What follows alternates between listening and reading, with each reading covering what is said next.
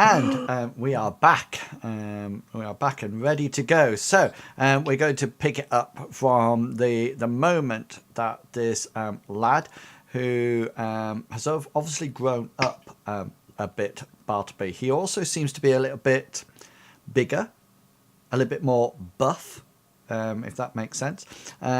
He's clad out in, he's sort of like got laminated armor on his body and on his head, and then leather armor elsewhere. He's got this huge two-headed hammer, and you also notice that round his neck he has a pendant, and that the pendant is two-sided, and it's almost like it's similar to the one that you wear, which is two-sided as well.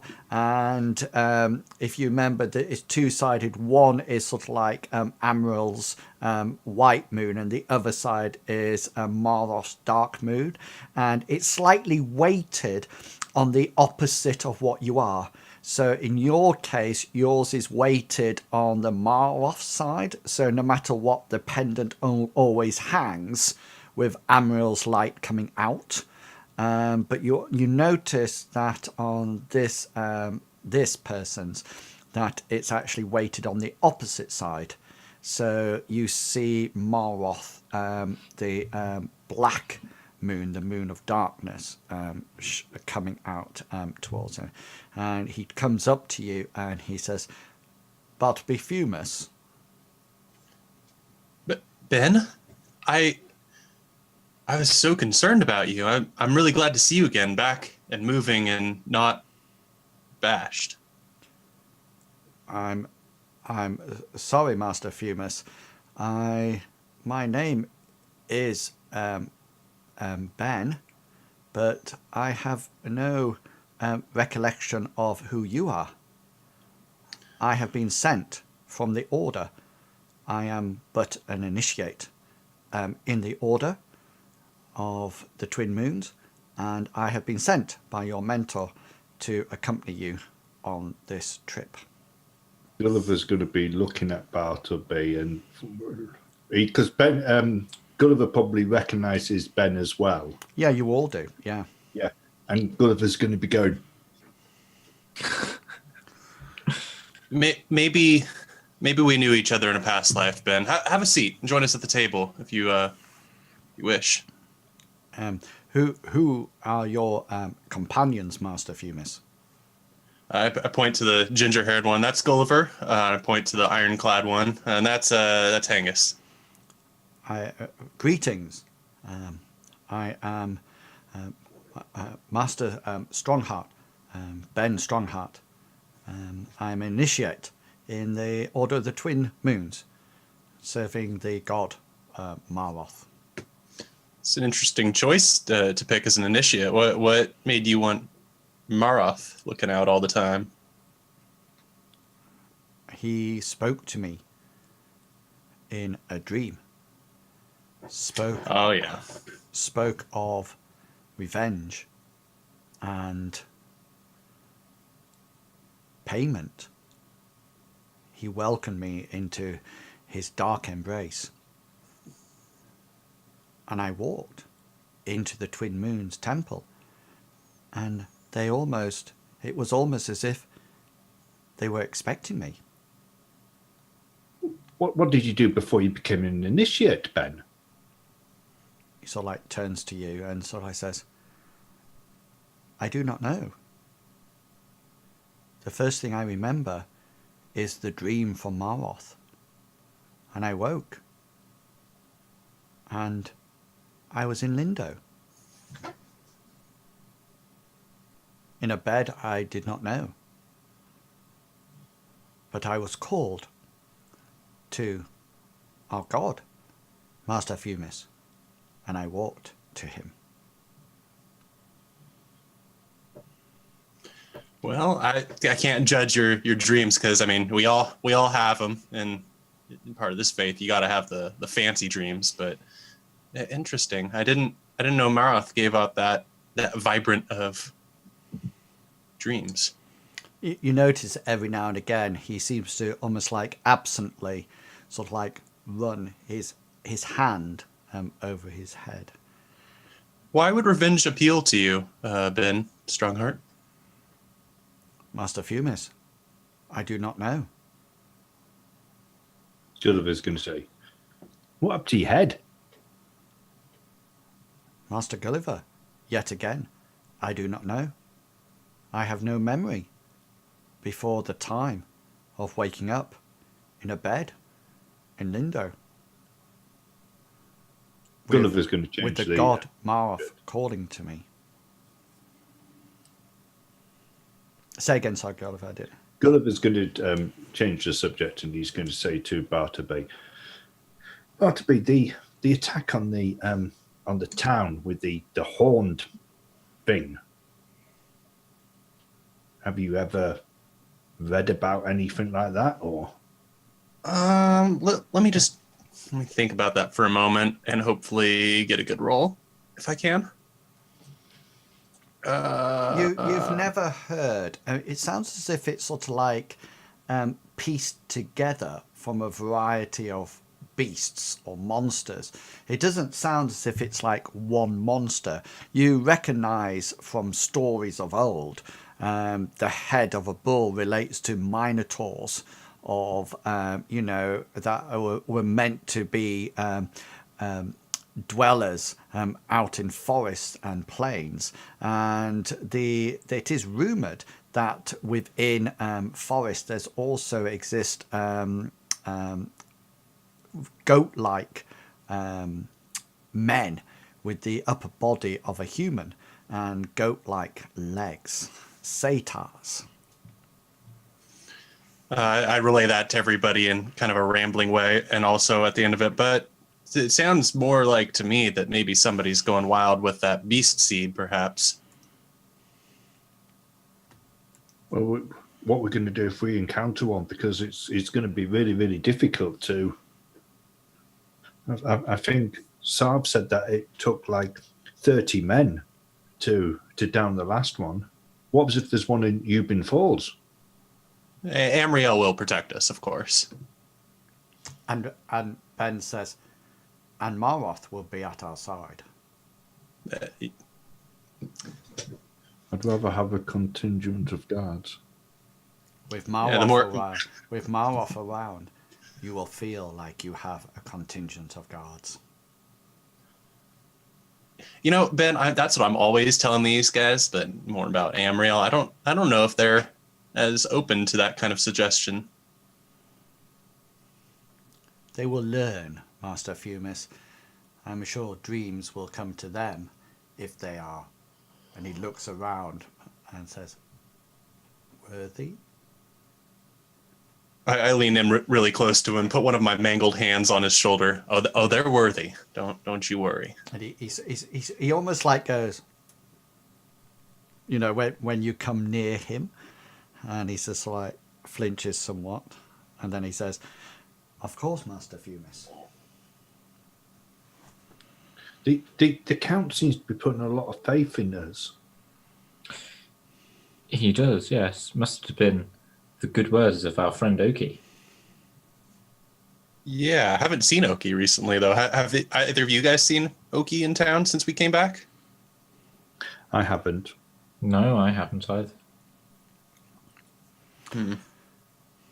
Not even Basil has. Thanks, Basil. He just heard you as he was bringing over Gulliver's cheese. It's the fourth. What kind of cheese? It's the fourth bit of melted camembert that Gulliver has had. It doesn't make his breath smell, but it does give him very bad digestive implications. Yes. Hopefully the boat will be open topped. It'll be fine. Hengist is going to say to Bartleby, shall we split the money that we got from Sylvester with the map? Oh, yeah. I was presuming we'd split that 3 ways, and the last 10 silver coins going towards whatever you guys want to do. I was going to say towards Hengist's armor fund, but Gulliver, I don't know what you men of the land do with your coinage. not going to judge.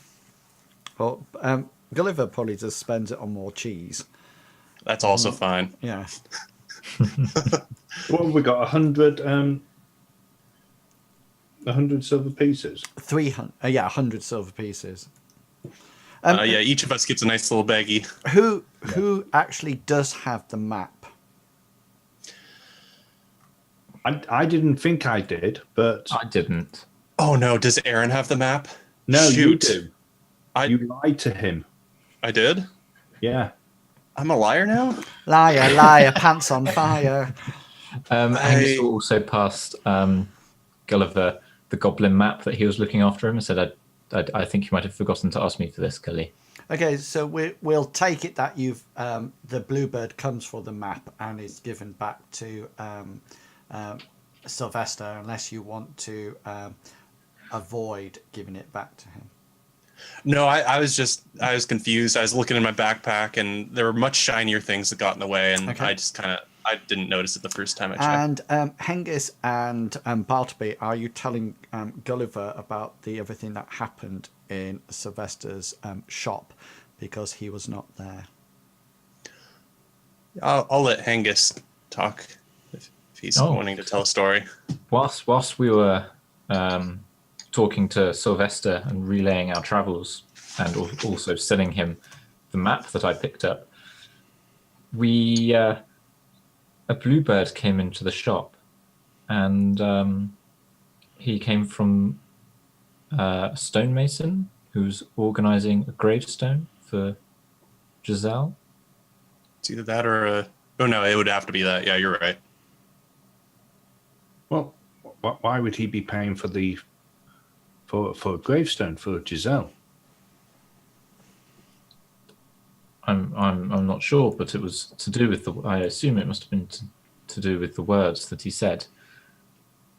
He wanted written on it. It was what was it?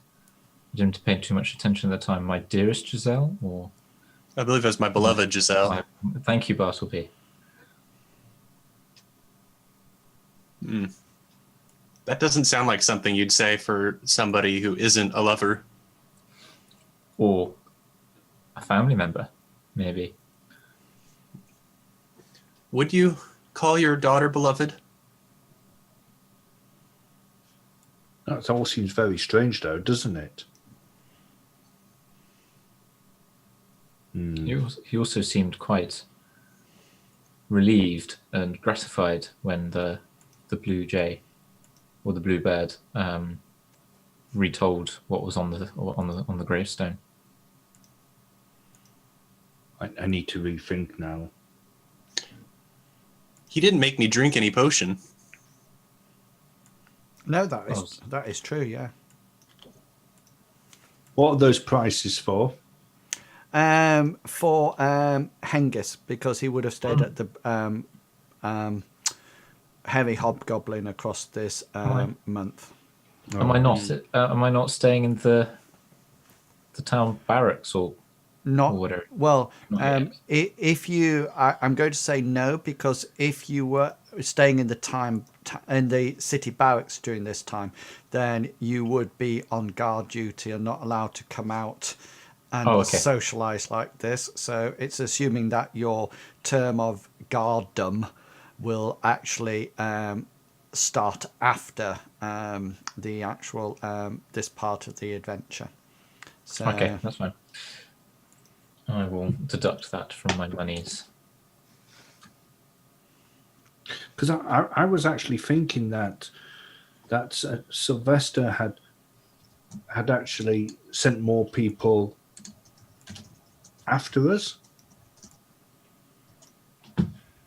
But if he knew Giselle, and it sounded like she was dear to him,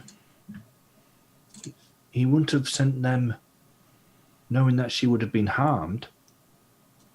Would he? Not if she's beloved. But maybe that's kind of like something he's using to cover his tracks. He did seem completely sincere, but nobody incited him. So Yeah, I believed him that He did seem beloved. Yeah. And from what you know of Sylvester, he's not the sort of person that would give up money for the sake of giving up money. He's not the sort of person, unless there was some valid reason for it. Yeah, he was willing to kind of write an empty check, so to speak, for the rest of the funeral if it took any more silver. He was, wasn't he? That puts Indicating his obvious great feeling for the girl. I'm really concerned about this table down here. Can you see where I'm pinging? no, because I'm not on that one. Which one?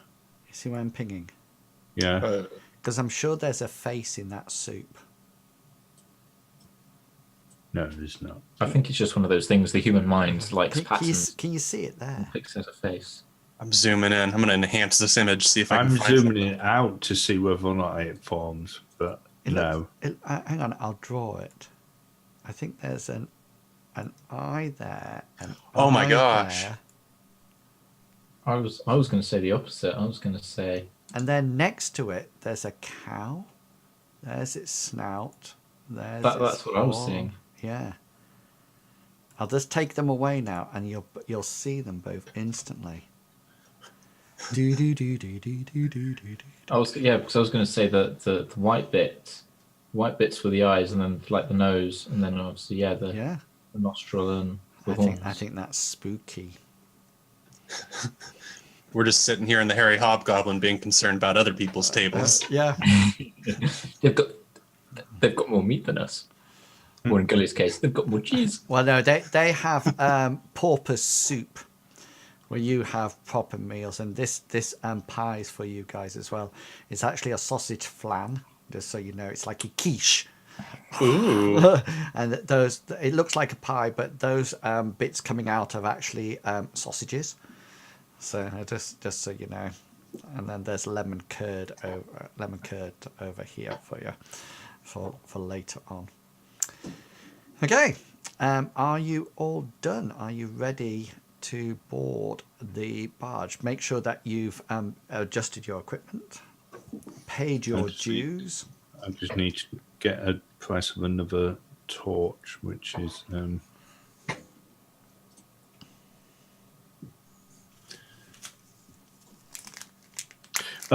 Gulliver, after he's learned his new spell, he's going to say to both Bartleby, Ben, and Hengist that he has learnt a new spell, and it does allow him to move things, and if they do feel my magic over them, it's probably best not to resist it. Okay. Is that agreeable? I guess so. I mean, I'm sure Amriel will protect me from any sorts of diabolical magics that are intended to harm me. I presume. And Hengist? As long as you warn me, Gully, before this happens, then no, I don't see a problem. How would you like me to warn you? Well,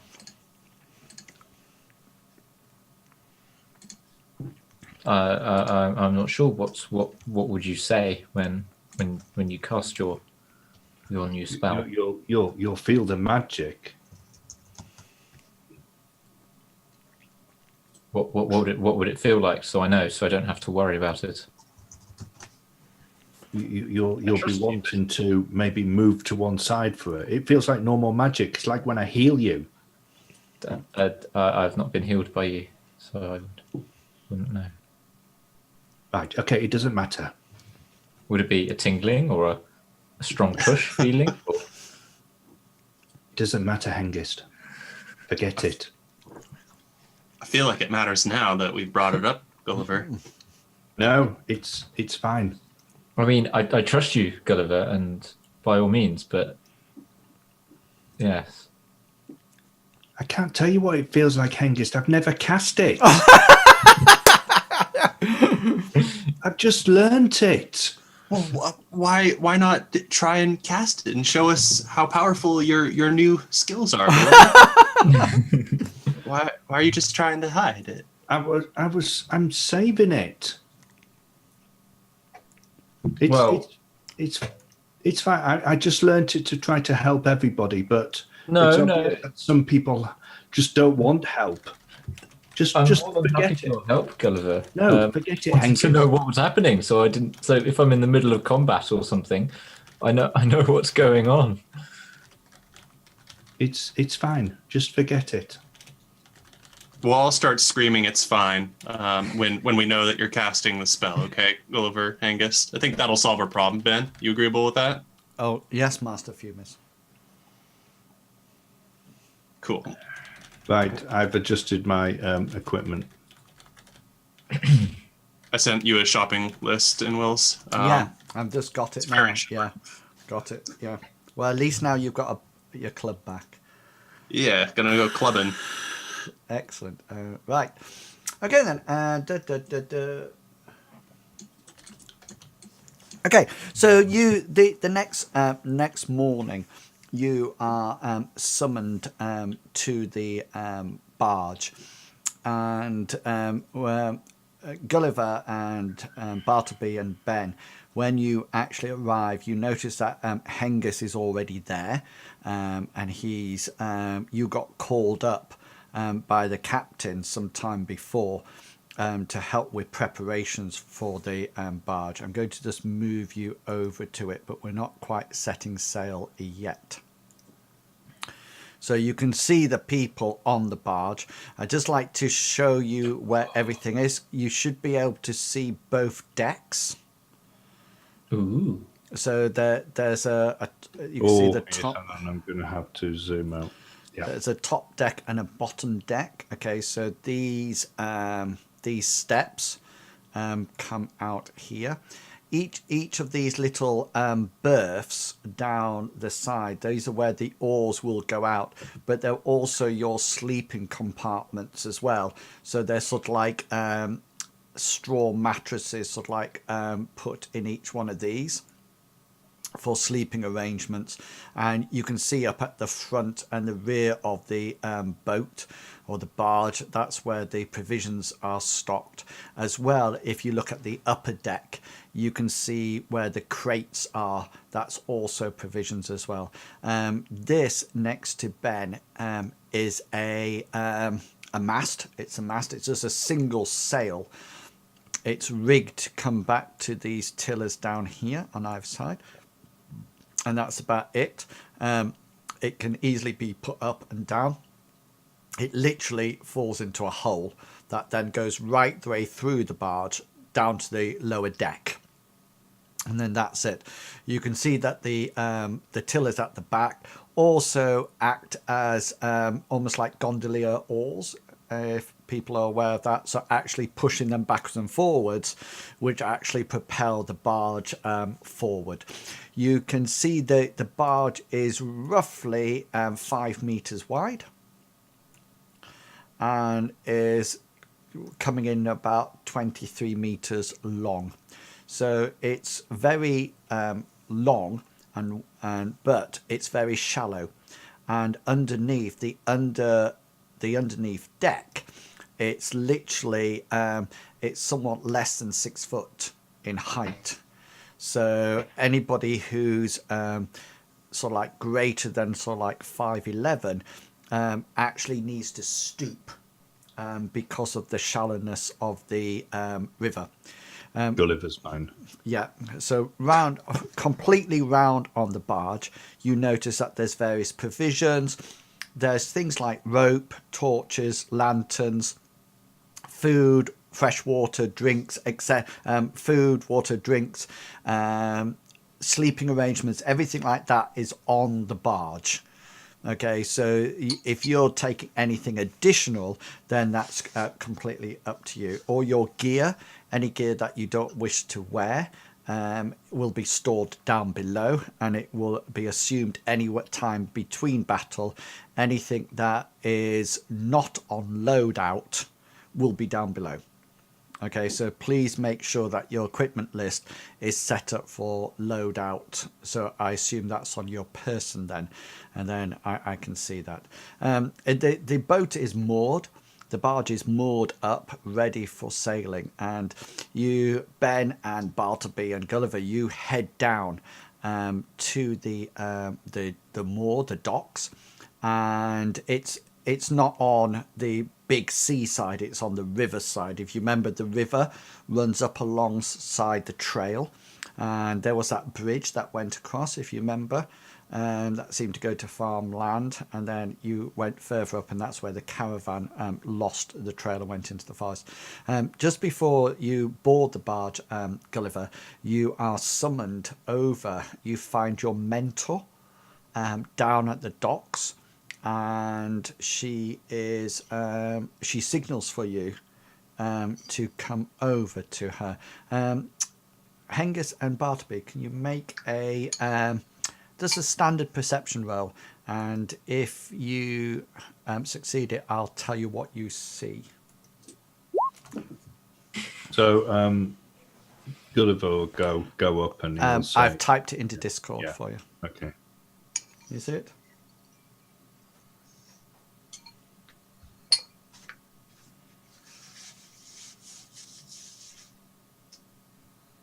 You understand? Yes. Yeah, so if you just point it at somebody, they'll just explode, and that'll be it. Okay? Okay, I'll point at Hengist. Yeah. Okay. What? You just see Hengist's body rocking backwards Yeah. and forwards. And Yeah. hits the deck with his head. Just so you know, Gulliver's new spell is Power Word Kill. Die. Gulliver's going to look round at the others and just wait until Hengist isn't looking, and then he's going to put something in his tunic. That's cool. Yeah, neither Hengist nor Bartleby sees anything. Let me just see whether or not our friend sees anything. Your friend and mine. My friend Ben is my best friend. So glad to have Ben back. No, he doesn't see anything either. Is that because I'm distracting him with how much I'm marveling at the craftsmanship of this barge? Are you actually a bargeman? I'm not. I'm just really impressed by the barge. Oh, right. It's Okay, so yeah. big, and they made it in under a month. Bartleby is all excited. It's been made in longer than a month. Gotcha. But Benjamin sort of like spends his time. He's ill-placed there, almost like slightly to your right and slightly back. And he's obviously quite reverent of yourself, and he totally understands that you're the acolyte. Is that your rank in the order? I don't think so, but I wasn't going to challenge him. I believe I'm like the lowest of the low. But that's okay. You can keep talking. I'm an initiate as well. All right, but obviously you're slightly higher than him. Yeah. You do have control over his spell sheet, his character sheet, Bartleby, and you might also notice that he has some blessings from his god as well. Oh dear. So is this all the people that's going? Yes. Where's the guards? There's only one. No, there's 4 of them. Oh, these guards as well. Yeah, there's 4 I thought guards. those were all men. No, They look like all men. no, that's what they are. This is the whole contingency of the barge. So 4 all men. yeah, well, One captain of the guard. One person with a club. One foot. person with a big gash on his head. Oh dear. It's all right. Amriel's light will protect you. Yeah, that. Oh my gosh, Benjamin, please. Oh, right, in his career. That makes more sense now. Anyways, yeah, but Ben's a nice kid. He does have a whop-off hammer now as well. Oh, he does. Yeah. Is it a one-handed? As Gulliver's getting onto the... No, it's a onto the two-handed great hammer. He's quite good at it as well. But he has other things up his sleeve now. Oh, so many sleeve things. Yeah. But he literally does not remember anything. And can I just say, this out of GM mode, this was always how Ben was going to come back, even if Dominic was still there. If that makes sense to everybody. So Just imagine him see Dominic, red mist. yeah, but he has no memory. Man. But it's going to be interesting what happens in the, in the days ahead. Because we left Dominic back there with him, didn't we? Well, He's in the woods somewhere. we will see. We will see. And he now was filled with revenge. That's the concerning part, coupled with I don't remember, because that's not a good combination. Yeah. You do notice that it's really interesting how he carries his hammer. He sometimes uses it as almost like a staff, i.e. he puts it hammerhead down on the floor and rests on it. And every now and again you see him stood with it across his shoulders and his arms just looped over either side of it. Just stood there. And that's it. Okay, so I think we are away, are we not? Yes. Yeah, is everybody happy to set sail? Yes. As happy as we can be. Excellent. My happiness is an 8 out of 10 to set sail. Excellent. So I've got a bit of sea sound Oh, lovely. just to get everybody. I thought it was just like a river that we were on. It is, but there's no. Well, I started to play the river sound when I was created it, and just had to go to the toilet every 5 minutes. So, so That's always good. I wasn't going to do it, but there's a bit of music as well. Can't hear anything. Can you not? I'll turn it up. Oh, I had the ding of the triangle. Oh, I can hear it now. Oh, there's the triangle. Nice. Oh, that's beautiful. Yeah, well, that's what I thought. It's nice and beautiful as you just go along the messing about on the river, just as you sort of and go down, and you're enjoying the bit of seagulls as you leave Lindo, and you head down the river, never to see Lindo. I mean, maybe never to come back again. Okay, so is there anything that you would like to do or organise yourself on the trip? Gulliver's going to, as soon as we get underway, he's going to go exploring. He's going to go and find out where everything is on the boat. Okay. And sort of like take notice of where all the important stuff is. Okay. And what about Bartleby? In this time, with this beautiful scenery that we have and going up the river, I want to think of only the most awful things possible. Specifically, I'd like to roll lore monsters to think about anything in regards to river goblins and river serpents, other things. Mostly river goblins is what I'm concerned about. Okay. Bam. Knowledge. Wow. Yeah. Okay. And I'll share it with whomever is willing to listen. Okay. What you do know, there's no aquatic version of goblins. But there are several other monsters that you know that live in rivers. Okay, they are what are known as frogmen, which are a tribe of frog-like creatures that tend to live on the shores of rivers and lurk. They're also very adept at setting traps in rivers, especially for boats, and they tend to put nets across. And they also have the unnerving habit of swimming underneath boats, attaching something to the boat, and then attaching it to rocks and secure structures under the river, almost like anchoring it down. And so, or abruptly, the boat comes to a halt where they can make their attack. There are also water elementals that are said to lurk in all bodies of water, and there are stories of them picking up boats, twirling them around and throwing them literally over into off the river at all.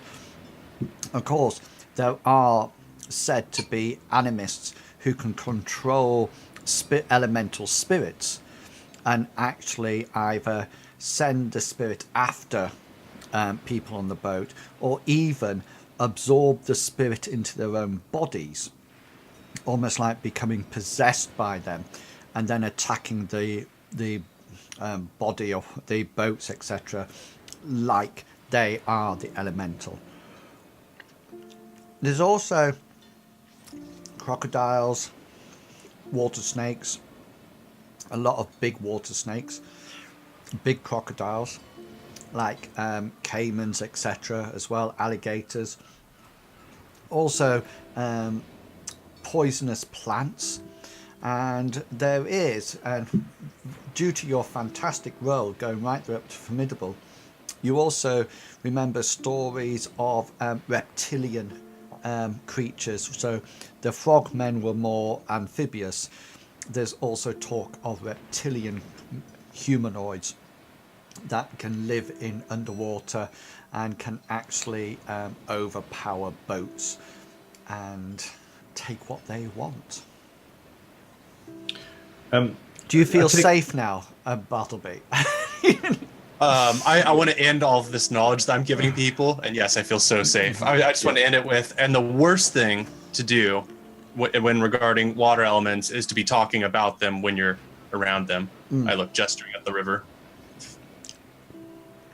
I take it we're going to be on this boat for a fair while. Yes. Right.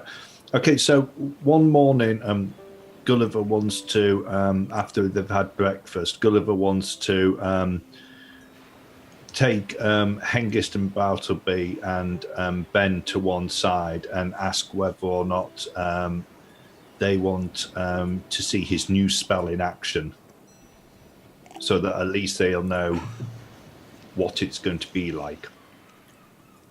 Yes, of course, Gully. Yeah, I wanted to see it in the Harry Hobgoblin. I mean, Okay, just so you know, Gulliver, Bartleby, and Ben, and you're never required to take watch. Okay, Hengist, you are expected due to the captain, Sarf, being there, and so you guys will take watch during the night. But Bartleby and Gulliver, you never do need to take watch at all. Yeah, go ahead, go for it. Okay, so does most of the action take place on top of the deck and not much happens under? It's either everybody's on top, but it's very few people are down below. The only time you go down below is that if you are sleeping or if you're going to get provisions for food, but most of the people eat upstairs unless it's raining or stormy, but it's not at the moment, in which case you go underground. The only other thing that I was going to say, at night the barge is tethered to the bank. Obviously you don't continue to sail through the darkness, because that would be foolhardy. Okay, so Gulliver will do this downstairs, so there's only the the people that he considers in the party that's going to actually see the spell. Well, you should be able to move yourselves downstairs. My legs work. I don't have access at all to Gulliver. I can only move Ben. That's your new spell. Yes. Your new spell is that everybody is unable to move. Yeah. Mass holding. Hold fast. Oh, look at that. I moved both of them.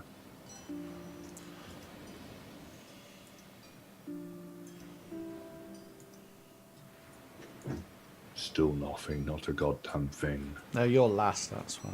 Oh. Theus first. Theus first. That's gingerist, that. Yep. You I can move. You better believe it.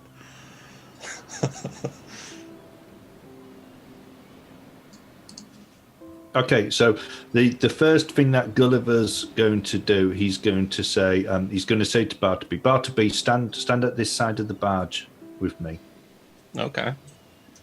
And he's going to say, Hengist, you stand at the other end.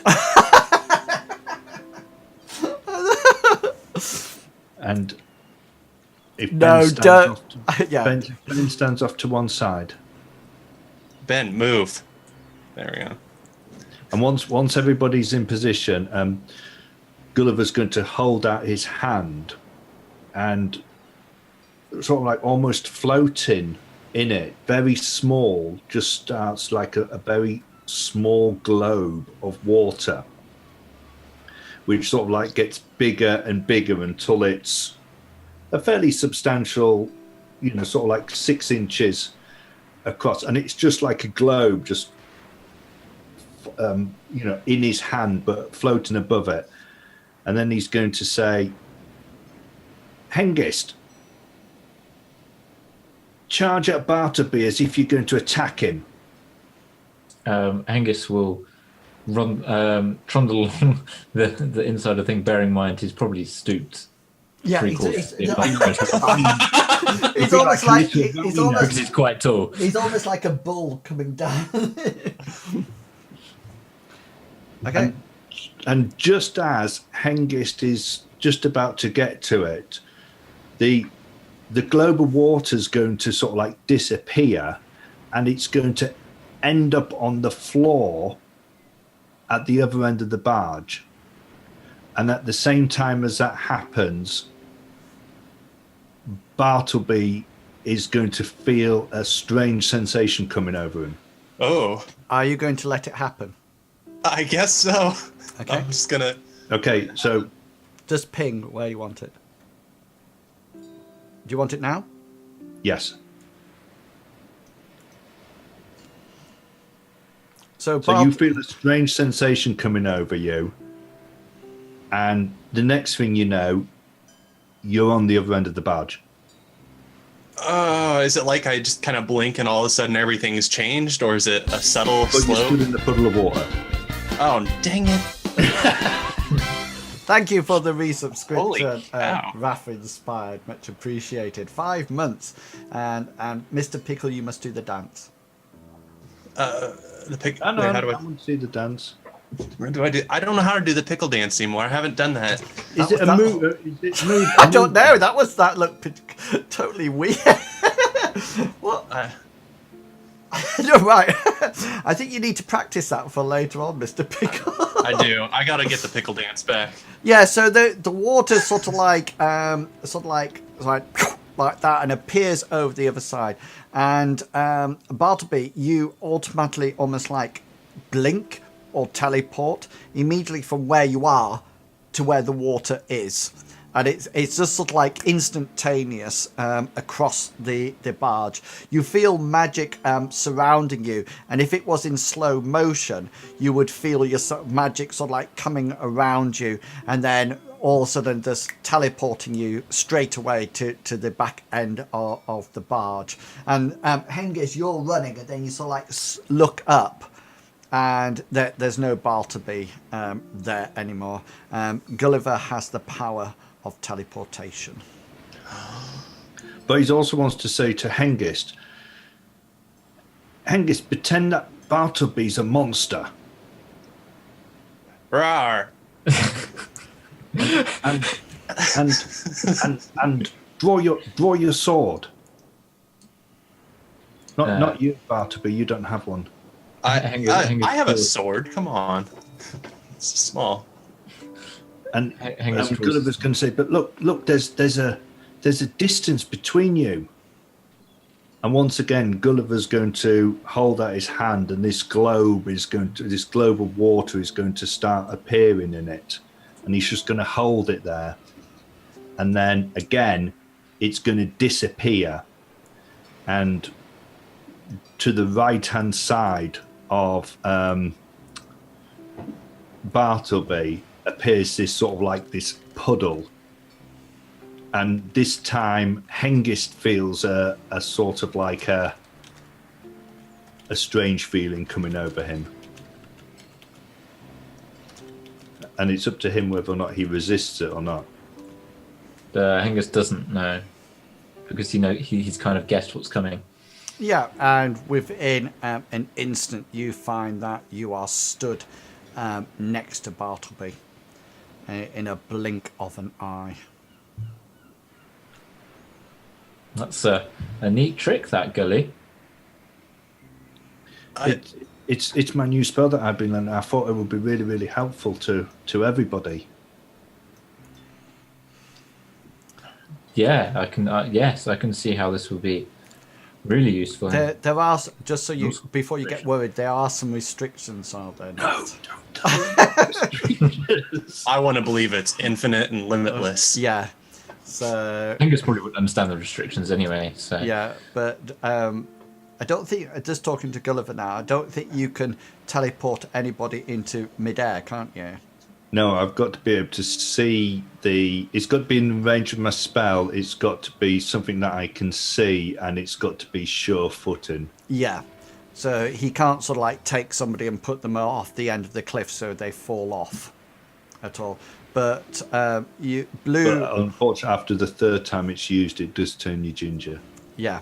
The only other thing is that you, Bartleby, you will know, linked up in the orders, that the Order of the Kraken, the Blue Order, is renowned for communication and things like that. You know, so this is a well-known spell. I'm just moving you up onto top deck for the next thing that's going to happen. Okay, so you are enjoying. You've had one night by the side of the riverbank, and you head off the next day. And in the morning, you know, there's a nice breeze blowing, which means that the barge is pulling along nicely. And you get to the point that you're just sort of like lazing about. There's not much to do on the barge. What's this guy doing? Well, he seems to be. He spends a lot of time here. Does he seem in charge? No, not at all. And he looks very, very pale. And obviously, travelling by barge is not agreeing with him. And he's muttering a lot and puking a lot. And if you ever go near him, he's very grumpy. And he says, "I don't know why the Count sent me on this hideous trip. I am nobility. I should not be on a barge." And it's late one morning that the captain summons you over for a meeting. I'll go immediately. And he wants to talk to you about Ubbin Falls. And he asks you if you know anything about the place. well, we know Is Hengist sat on top of a crate? yeah. No, he's leaning against it. Leaning against it. I'll just move you slightly because you need to be there to lean against it. That's it. Okay then. He sort of like says to you, "Are you aware of anything about Ubbin Falls?" We know it's one of the direct trade towns between Lindo. and it's after the river. I didn't know whether or not you would have gathered any information about the village before you set sail, but I'm willing to impart some to you if you We were know too this. busy. We know it's a trade stop and often has caravans that go both ways. He sort of like turns and looks at you. Captain, You'll get used to it, I assure you. Yes, it's our main trade route to the north. Ubbin Falls actually is on the edge of a large lake, and there's a rather majestic waterfall that flows from high up in the mountains and cascades into the lake, and then the river comes down to Lindo, the river that we are currently afloat on. It's quite a pleasant place, Ubbin Falls. A village-like, spread out around the lake, gathers herbs and spices. A lot of the healing herbs that we use in Lindo, as you Thesis might be aware of. It is a valuable place for us to maintain our trade route from. There is also, I know somebody, or know of somebody, who resides in Ubbin Falls, a war hero of some renown. He was even, although centuries ago, it is rumoured that he actually fought in the last Seed War. He's lived somewhat as a hermit now, I hear. Stories of him being almost like past his time. Although old, people still see him now and again, physically fit. Although I suspect that these are just rumours and legends to keep the children away. What was he called? His name? Well, if you would believe the rumours, is called Knight Simon. I can't imagine that he's a knight at all. Do the orders have any establishments in Ubbin Falls? Which orders? The sorcery orders. Well, your order has a base in almost every town. Most Ubbin Falls will have a mark in the town to allow your order to teleport straight to it if need be. But we've lost contact with that. Yeah, that's why your order. That's why the count. Well, that's what the count said. That's, you didn't investigate it any further. Yeah, he's rumoured to live behind the falls themselves, but you know, a man that never ages, a man who's been there since the Seed Wars. I feel it hard. It does seem a bit hard to believe. that. And living behind a waterfall. Who would imagine? I want to turn to Ben and say, "Hey, doesn't your mom live around Ubbin Falls?" He sort of like looks at you and says, "I don't think I have a mom, Master Fumis." Right. Sorry, I forgot. Yeah.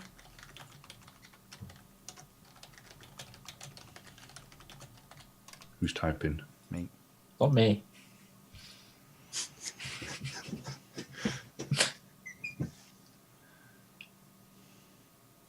Is there a church of mine that would be, or a shrine perhaps in Ubbin Falls? Is this to the captain Um, or to me? to you. Yes, your church does have. It's not exactly a temple; it's more of a building. Okay, That is that's there. fair. But the Gulliver's going to excuse himself Okay. and go below deck. Bartleby, it's yours is the most common gods an order that Nice. actually across the country, so across the whole of the Odes. So yeah, you are more likely to have temples or shrines in most places. Cool. Yeah, then I wouldn't want to ask the captain that. Once he's below deck, he's going to. It's coming.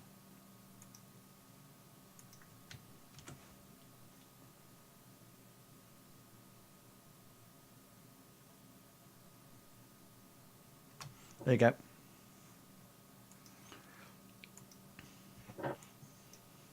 Yeah, so the captain continues to tell you about the actual Ubbin Falls, and it sounds quite like a pleasant place, if not a little bit basic for your liking. And can you, Hengist, Bartleby, and Ben, could you just make perception rolls for me, please? You just need a standard. Something's going to happen, and it's whether or not you see what happened just before it. Angus succeeded on a Yes. Oh my god! This little Ben's as well. Okay, I was just about to ask This if you wanted me to do. happens. Yeah. Oh, Ben. Cool. Yeah. So Hengist and Ben. I tell you what happens, then I'll tell you what you saw. I didn't see Ben's well. I didn't see that. No, Oh, he's got it on to GM. my bad. How did he do? He got a critical 3. Yeah, he got a critical, guys. Totally. Okay, so while the captain's sort of like talking, all of a sudden, this guard here breaks out into almost like a coughing fit, and it starts off sort of like a, and then it sort of like it becomes more of a racking cough. And then you can see that he sort of like is hanging on to the edge of the barge, coughing and coughing and coughing. And you sort of like look round, and everybody sort of like congregates over to that side as he becomes more and more coughing. And you notice that there's blood coming straight out of his mouth into the water. And he suddenly sort of like throws himself back and lands on the floor, and he seems to be almost like convulsing and coughing, and you can see the blood is actually trickling down the side of his mouth, and every time he coughs there's almost like a fountain of red blood being cascaded out, and then slowly but surely this blood almost like turns black. And then you see his eyes, everybody sort of like round him now. You see his eyes sort of like get wider and wider, almost like pleading out towards you. And then he just sort of like, almost like tenses up. And then he just sort of like lets out one final cough when this almost like thick black soap-like stuff just sort of like erupts from his mouth and sort of like just sticks down to his throat, down his chest and his tunic, and he just sort of like flinches slightly, and then he's still. Does Gulliver hear the commotion? You hear everything. Okay, so everybody is sort of like round here.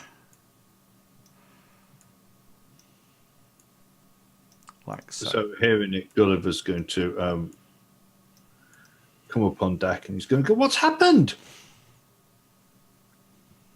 One of the guards has just. Do I know his name?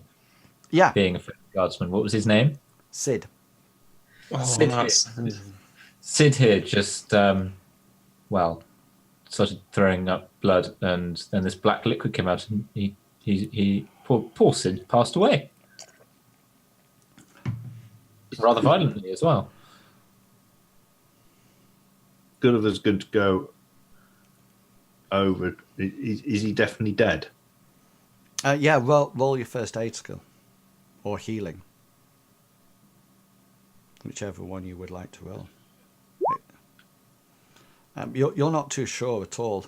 He could be. He could be dead. He still could be breathing. You're not too sure. Could I roll healing to make myself sure, Yeah, by all means. or to perhaps give a clue, and to correct Gully if I know. Even if I don't know, I'm probably going to say he's dead. But Yeah, he's dead. he's dead, Gully. This isn't good.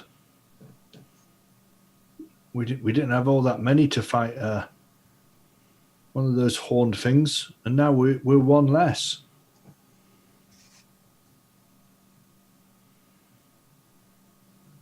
Gulliver's going to try to catch the eye of both Bartleby and Hengist and motion that he wants to have a word with them down in the bottom of the ship. Are you heading down there now? No, I mean, he would. I'm going to say a prayer over this guy. I'm going to immediately break into that. Even after seeing Gully gesture, I'm going to start praying for Amriel to guide his soul. Yeah, the captain of the guard sort of like turns around to you and sort of like says, even though you all seem to be very calm and quite relaxed about this, I know he's dead. Sorry. I thought we were shell-shocked. The captain of the guard, almost like you notice that he holds on to the scabbard of his short sword and sort of goes like that and almost like releases it slightly and turns to you, Gulliver, and says, what are you doing down below? I just went to get some parchment. Says, what is happening here? Thesis, cure this person. Working on it, sir. Is he dead? Well, To me. yeah, he's definitely dead, Captain. But I can see if Amriel can be bargained with, or perhaps if she can ensure a pleasant afterlife for our friend Sid. If you remember earlier on, I asked you all to do a perception roll, and you both noticed that Hengist and Ben, I think, who saw it, just before the guard convulsed and started to coughing up blood, he actually took a swig of the water from on board the barge. Okay, so that's the information that you have. And the captain turns around to you, Bartleby, and says, how did he die? I'm trying to commune with Amriel to get some answers, sir. Captain, this might be important. Just before what happened to poor old Sid, he took a swig of the water from on board. He turns to you, Bartleby, and says, did the water kill him? Jeremiah says, the water? The water that we're all drinking? I think not. I have had water this morning. Thesis, how did the man die? Can I roll devotion? See if I get any answers. Go for it. Blind roll it to me there. Oh, I almost clicked that button. B-roll. D100. Skill 59. Yeah, you sort of like sit down and sort of like pray to Amriel, but she is unnervingly quiet in your response. Gulliver's going to turn to Hengist and he's going to say, "What did he drink out of, Hengist?" Was it What was it in? Was it just straight out of the barrel, or was it out of a beaker, or? No, it's just like a water skin that you fill up from the barrels down below, and then you keep them on your side, for the duration. So It was from his water skin. Well, maybe somebody was putting his water skin rather than all the water being contaminated or poisoned. Are you Is there a saying book- that he was poisoned, boy? Well, this type of thing doesn't happen like that normally, does it? Thesis, was he poisoned?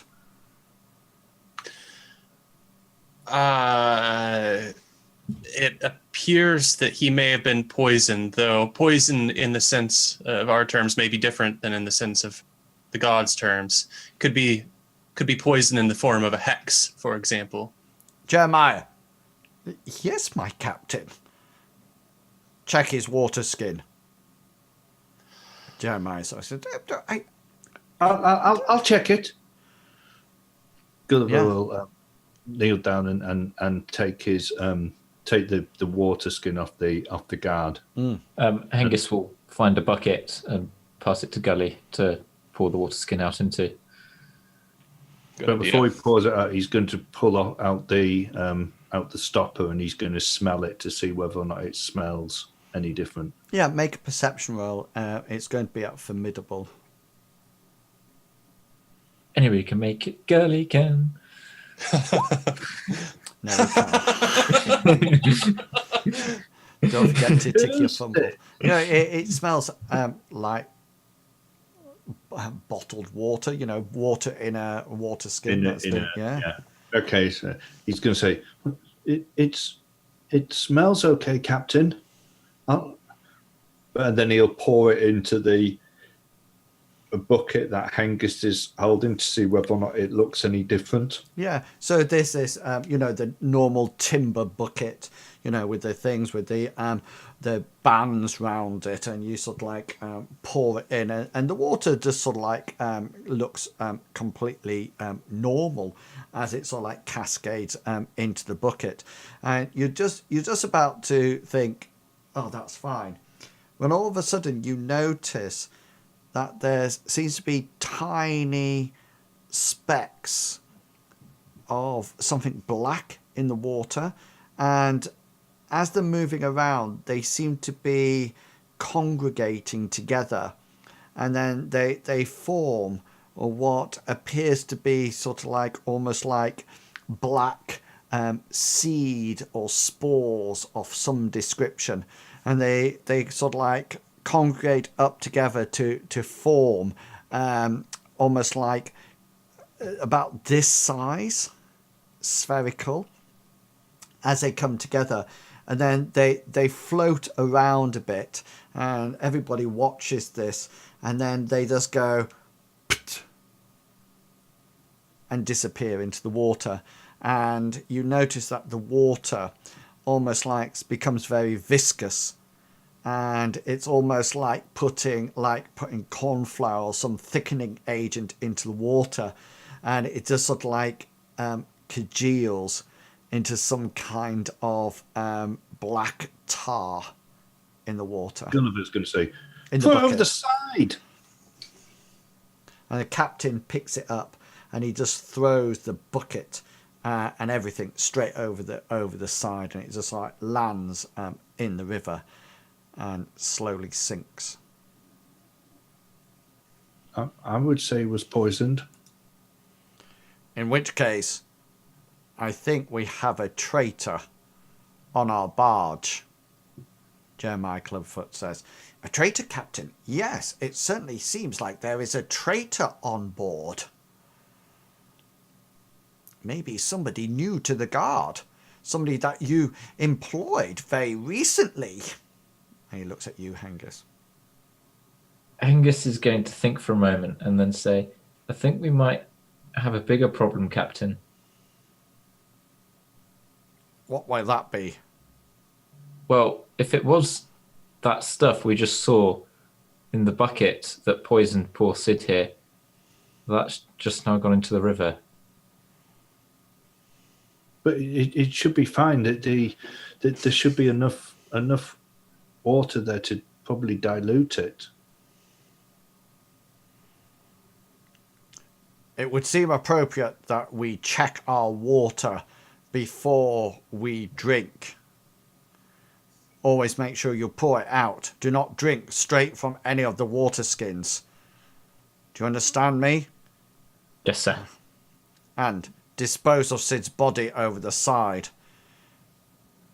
Jeremiah, what do you Captain. know of poison? Nothing, sir. Nothing, sir. I am the Count's advisor. It Can seems to Gulliver be... make an insight roll to see whether or not he's... Yeah, by all means.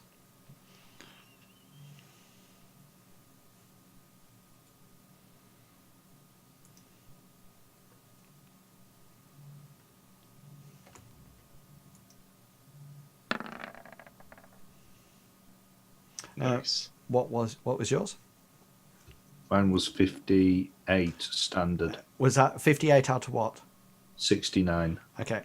Yeah, you think he's telling the truth. Gulliver's going to say, Captain Strongarm, Yes, boy. would it be advisable to maybe post a guard on the food and water to make sure that nobody... We cannot spare the manpower now. There's but 4 guards up here and myself. We need to be able to, unless you're volunteering, to sit by the water barrel. And even then, we could suspect you. Gully's a trustworthy lad, Captain. I've known him for many months now. I don't We've really shared want many to adventures. the water barrel, though. Did we get rid of the water skin that had the bad water? No, just the water in the bucket. And Sid. I have an idea, but we need some fire, enough to boil water. That's basically my plan. Yeah, I mean, you do have, they have like little pewter dishes, you know, like mini cauldrons that they actually burn wood on. They're like big saucers to set fire on, because you don't really want to set it out on the, you don't want anything hot on the boat because it might burn the boat and set fire to it. So that's what they use. So you can set up a fire if you wish. Yeah, and then I guess I'll use, unless there's something more convenient, I have a travel cooking pot in my backpack that I'll use to contain it and heat it. I want to see primarily if the heat causes any black specks to do anything different.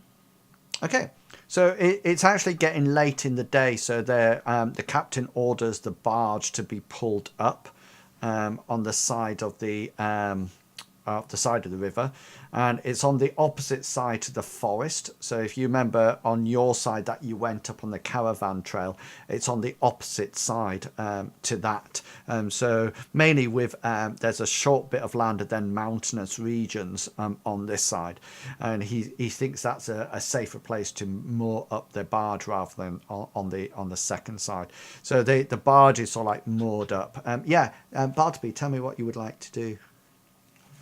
I guess if we're stopping, well, no, I'll just keep going with the plan over the cauldron. Is get some of the water from the infected water skin, put it in the pot, and boil it to see if that does anything to black specks. Should I roll for anything here? Yeah, there's not a huge amount of water left in the water skin because they emptied it out into the bucket, and then the whole bucket went overboard once it congealed. But there's a sort of like the remnants of some water that sort of like lands in the saucer that you can boil up.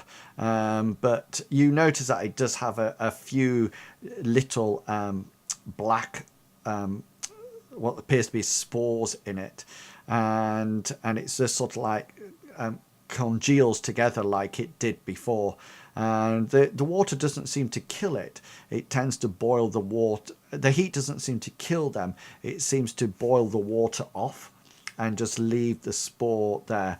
You do have the idea of boiling some water from the barrel And when you do this, there's no black spores in the barrel. It appears to have been put into the water skin themselves. I would like to share that as tactfully as I can with Hengist and Gulliver and I guess Ben, because he's listening too closely to me probably. Yeah.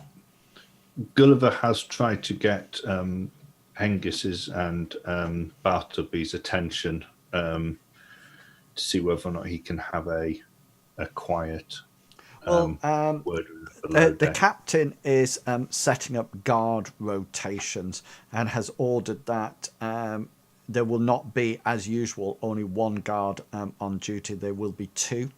There will be one above deck and one below deck throughout the night.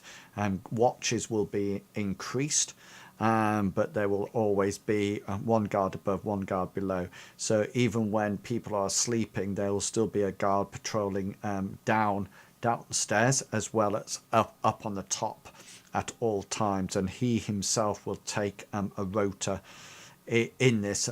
The only people who are not expected to do it is Jeremiah, Gulliver, Ben, and Bartleby. Are we able to see the moon at night very well on this river adventure? Yes, you can see the moon, and I will tell you that it is now. Because it's now the 1 month since you set sail, so it's now Star Day. It's the 3rd day of the month of Far Rest, spelt with a PH. I'll put it in Far Rest like that. It is Star Day, and both you and Ben are worshipping underneath the moonlight because both Amriel and Maroth have been is on a new moon, so therefore they are completely and utterly invisible in the night sky as a new moon.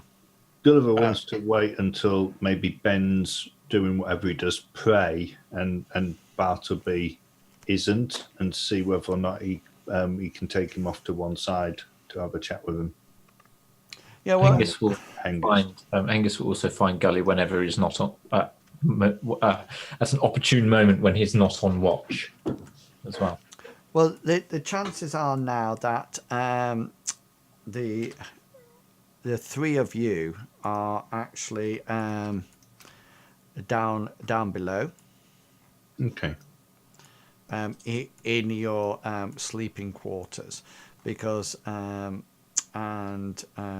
be one guard down here, and Hengist, you will be taking your watch up at the deck.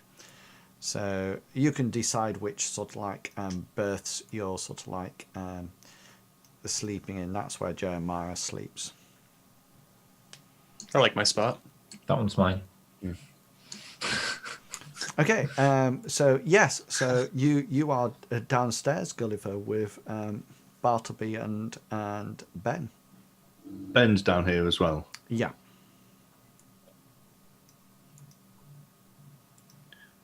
Okay. Gulliver's going to. Are these just cots then? Just.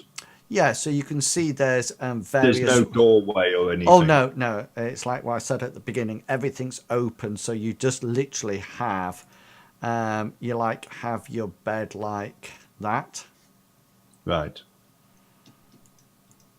Okay, so Gulliver's going to go over, and he's going to whisper to Bartleby. He's going to say, "Bartleby, can I have a word in private?"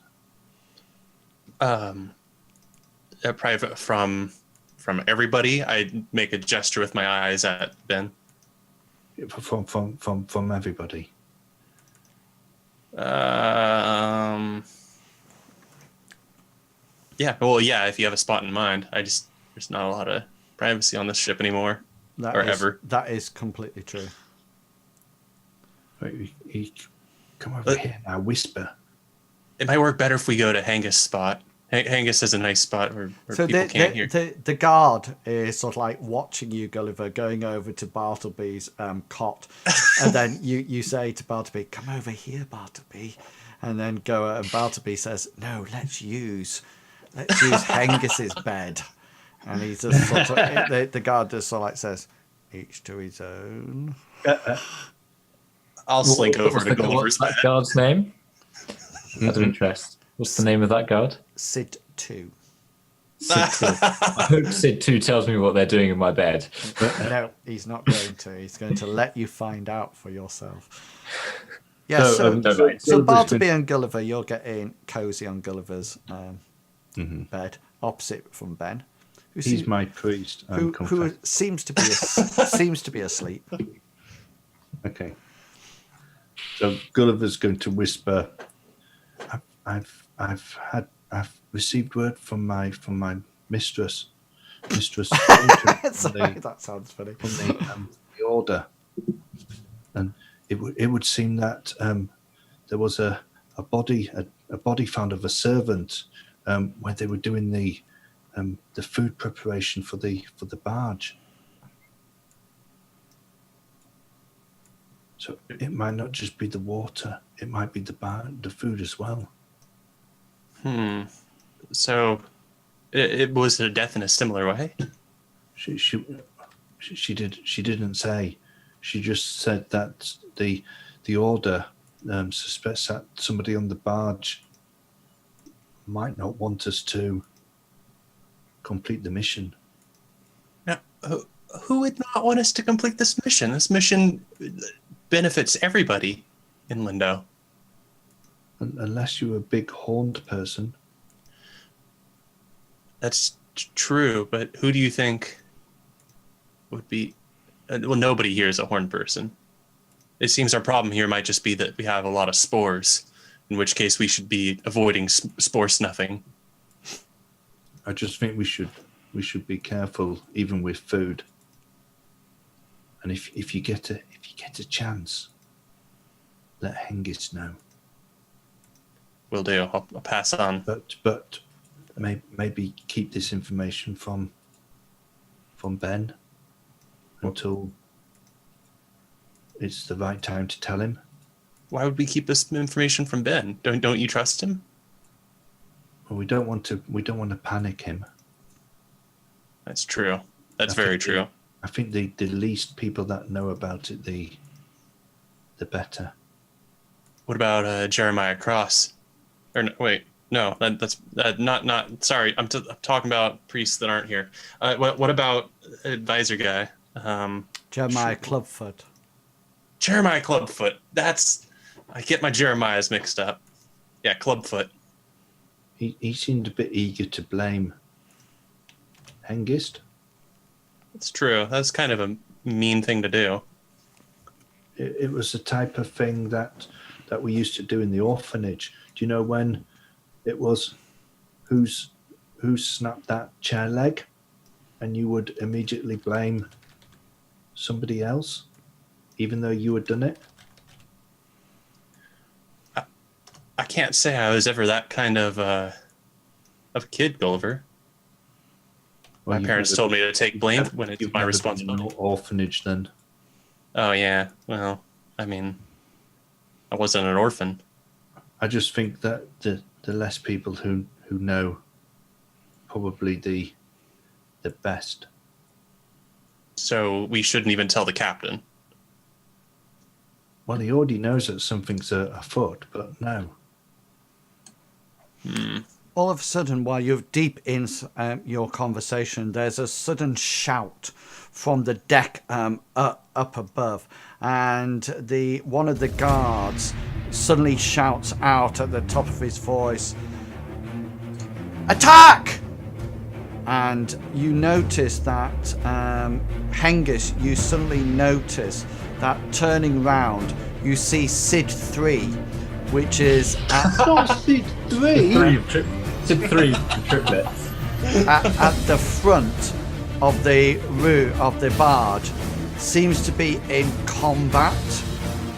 with what seems to be some kind of lizard-like monster that has just hauled itself dripping and is almost like covered with reeds up onto the deck. The guard has immediately gone into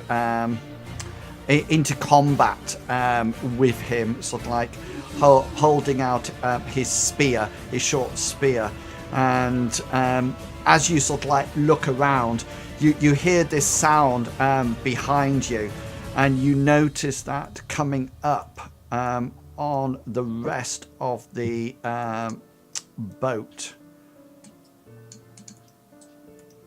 Does Hengist have time to draw his sword? Appears a whole load of other lizard men sort of like coming up onto the boat, and we will roll initiative. Guys below, could you roll initiatives as well? Yeah. Yeah. I better check my. Do you want me to go for Ben too? Yeah. Make sure you click on him. Yeah. Let's see, that looks like Bartleby. The moment I hear the shouting out of the captain, I want to turn to Gulliver and say, "I knew it, river goblins." Are we all done? Oh, there's Ben. Bless him.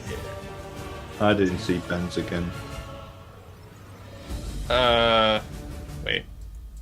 Oh, my bad. I think. Okay. So this is combat round 1.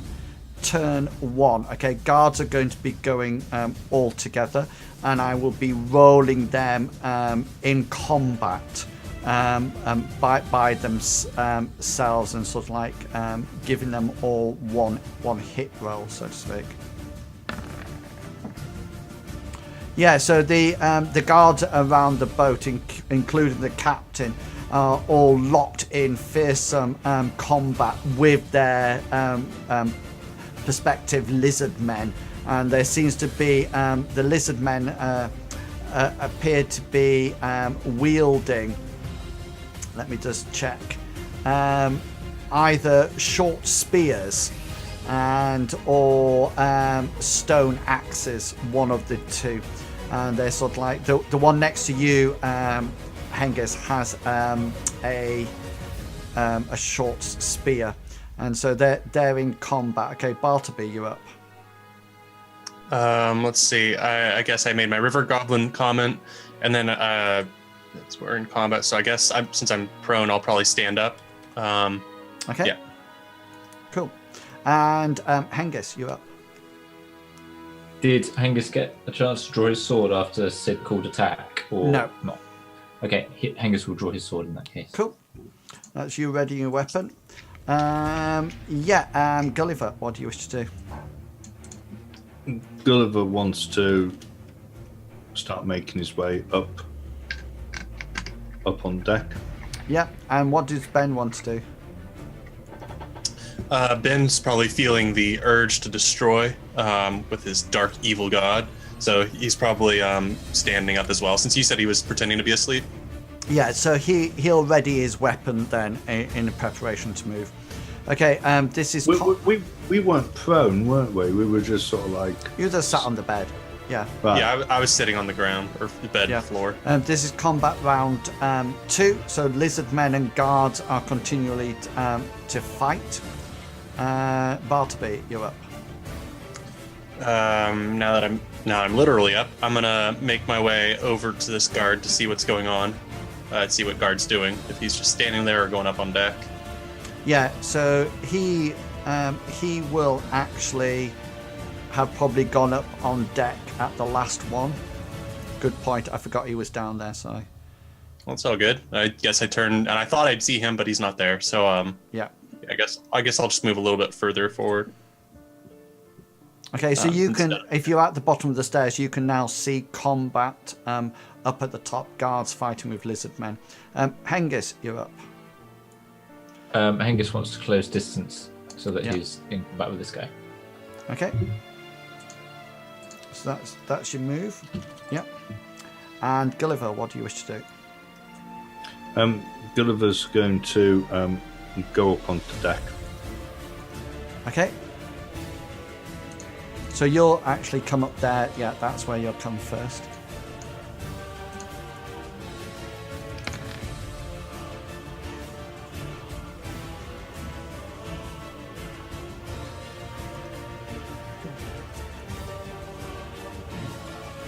And who's next? I believe this would be Benjamin's turn, if I'm not mistaken. I was just measuring out. Oh, yeah. Go ahead. No, yeah, and then lizard men now react on 11. So this is the first attack coming at you, Hengist. That hits. Hengist is going to parry with his sword one-handed.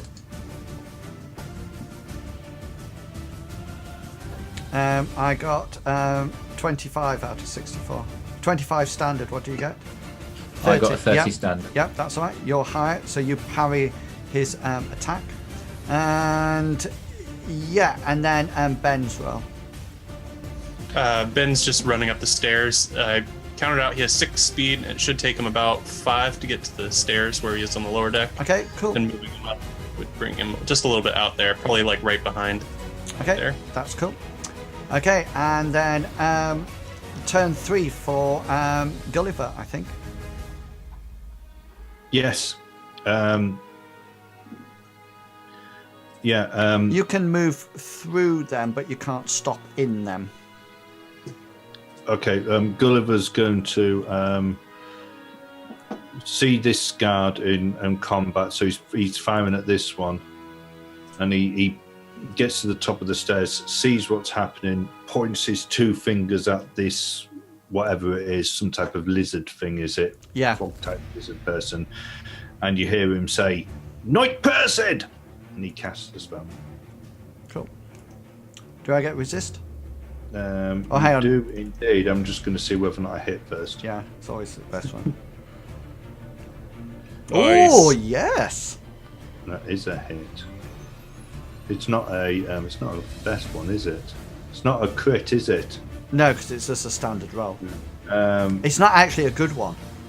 Because if it's No, it's out a of bad 63, you want to get as much onto 63 as you Yeah. possibly can. so your is in endurance. you- Which one are you firing at, sorry? This one here. Okay, yeah. Endurance.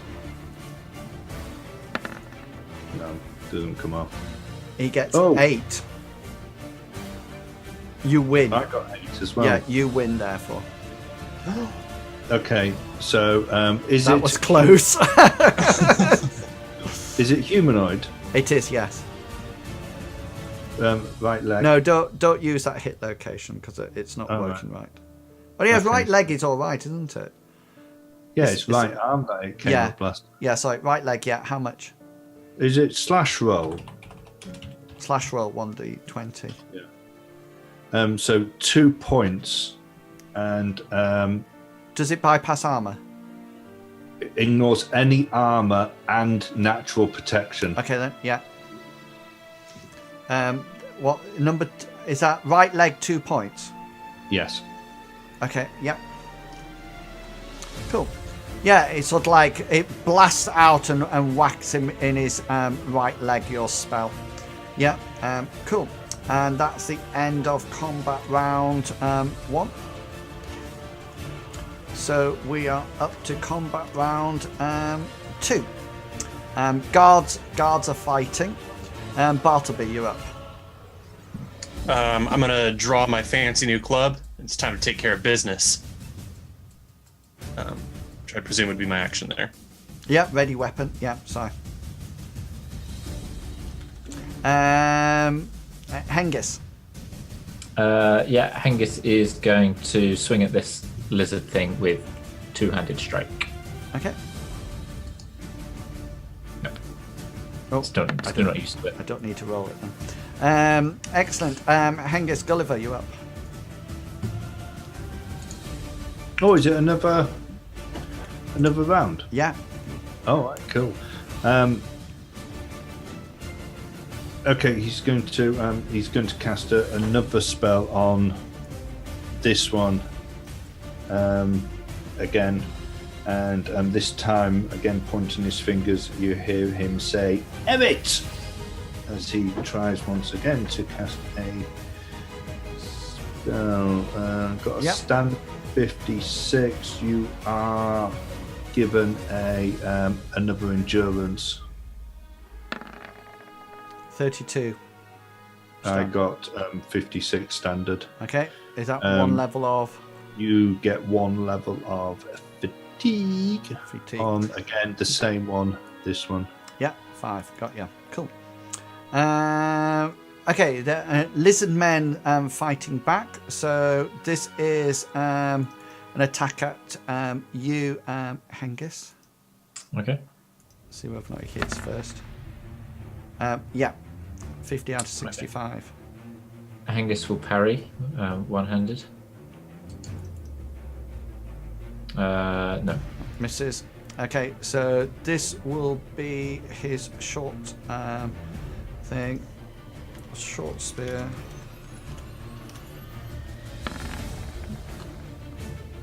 This is this is just going to be a bleed on you, just so you know. In your 1. Right leg. 5 points of damage.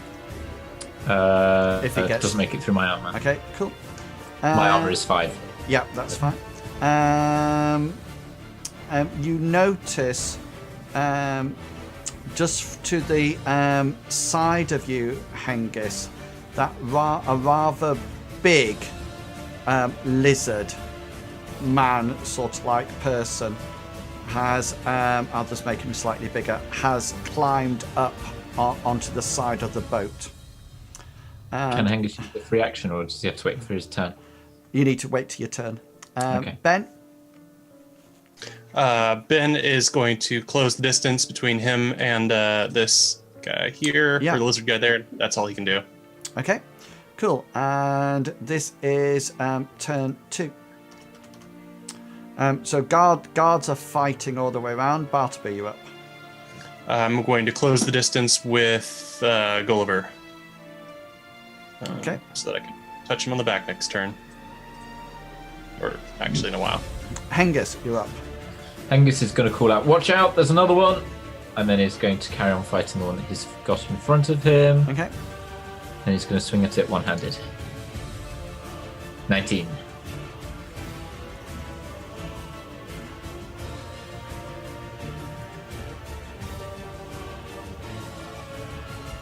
I think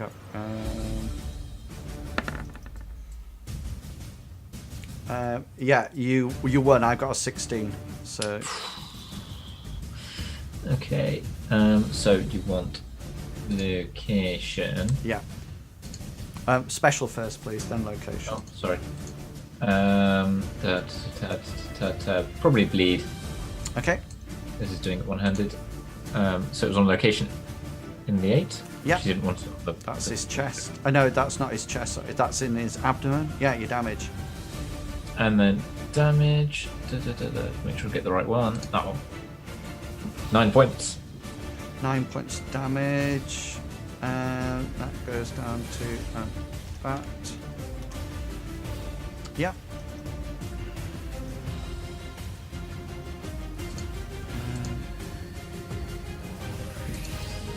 I'm trying to find the bleed.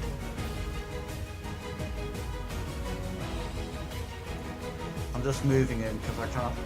He's right near the edge and I can't find the bleed. There it is. Cool. Yeah. So I'll do my endurance roll now for that, because remember it happens at the next round. But yeah, because you've got your what is yours? Is your 19? Mine was 19. Yes. Yeah. So his endurance roll is a 51.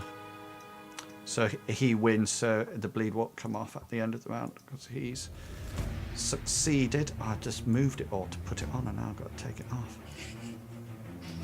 Excellent. Gulliver, you up? I take it Gulliver can see this one, can he? If you got line of sight to it, yeah.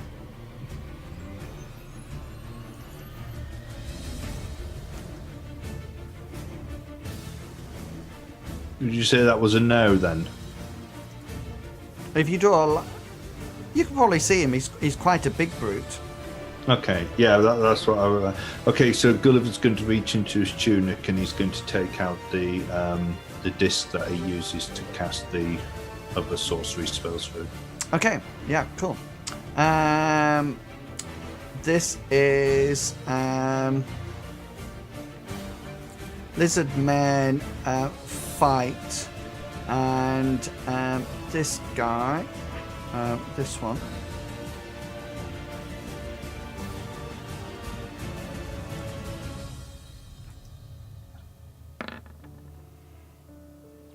Right, yeah, the big lizard man at the front, you sort of like say, Hengist, you shout, look out, there's another one! And he sort of like turns at you and he turns around and he just goes like that with his fist, with his hand outstretched like that. And it just sort of like, it's almost like this bolt of magic comes straight towards you. Can I do an interrupt action? Do you have an interrupt action left? What's this? Round 2. Yeah. So I have combat turn 2. Yeah. So I have 3 actions in the. Yes, that's what I'm saying. Do you have an action point left? Yes, I do. Okay, what would you like to do? As he outstretched his hand, if I recognise that he's casting some type of spell, I want to cast a folk magic spell. Yeah, go for it. So as he does that, I want to outstretch my hands with my 2 fingers crossed, and as he sort of like starts casting his spell, I want to go, Trevor, and see whether or not I can. It's Trevor. Disrupt it. I just It'll only work. This will only work if it's smoke magic that is casted. Okay, pop the spell description up for me. Ooh.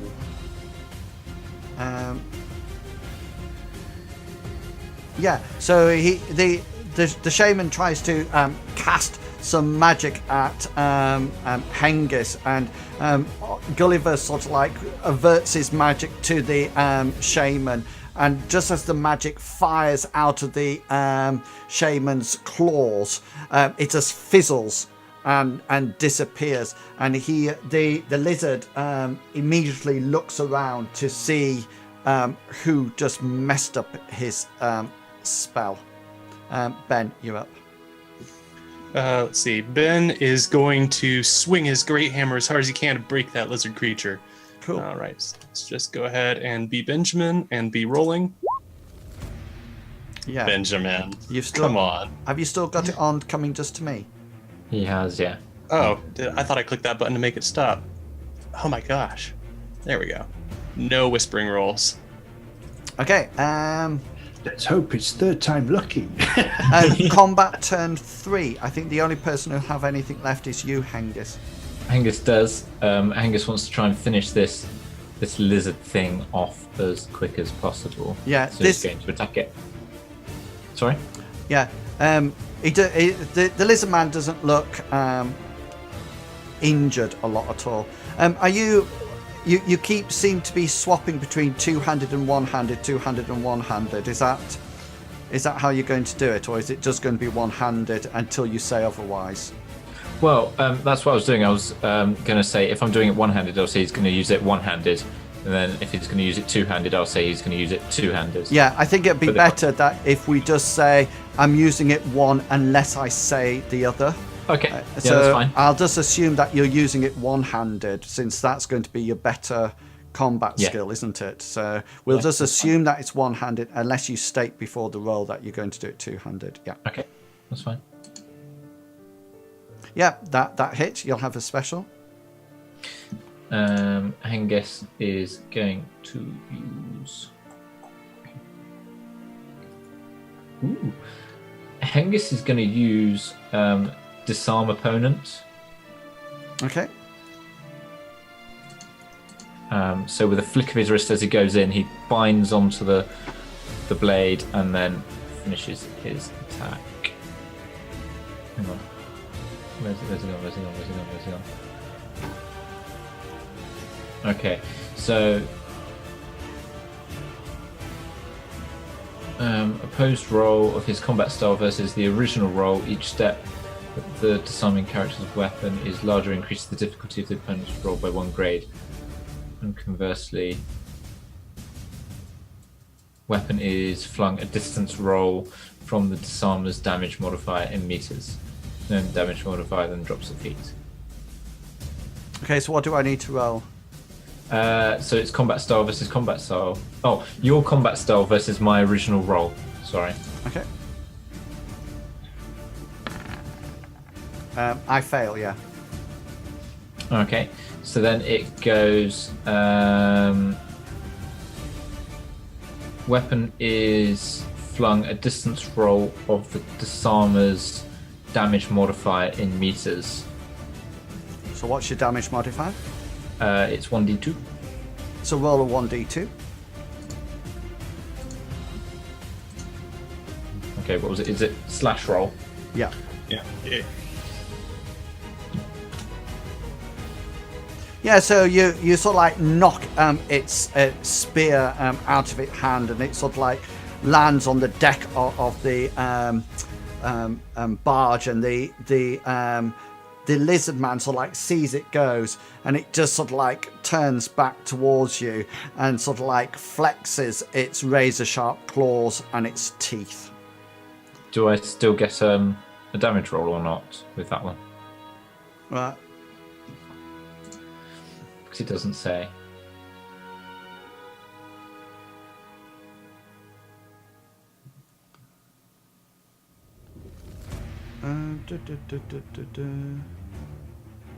I presume you would do the damage and then do it. Yeah, so just do it. Okay. Oh, sorry, I forgot to do the hit location, didn't I? It's all right. I can take 5. 14. Okay, yeah, that hits his left arm, which seems somehow appropriate. Brilliant. So I think that's it, isn't it, for everyone? Yes. Yep. Yeah. So this is combat round 3. We need fatigue rolls, please. Go on. Gulliver's fine. Make sure I'm the right people.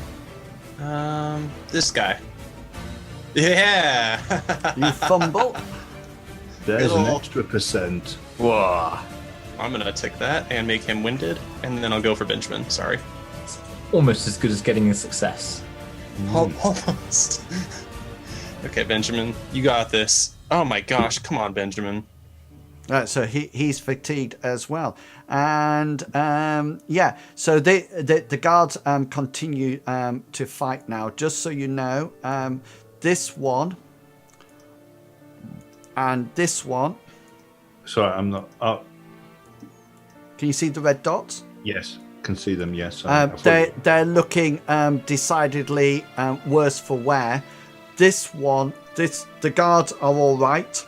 They've got a bit of nicks and cuts on them, but that's about it. Okay then, so we're going into that's on their 19. So Bartleby, you're on your 18. I will put my hands, or at least one hand, onto Gulliver, and I'm going to exhort the power of my gods, Cool. if I may. And you do, yeah. And this is the little ticket I give you. Okay. Fatigue level's not changing. That one. Cool. Cool. Excellent. Hengist, you're up. Cool. Hengist is going to strike out again and attack. Yeah, and this is combat. Sorry, ignore that. Wait till your turn, guy.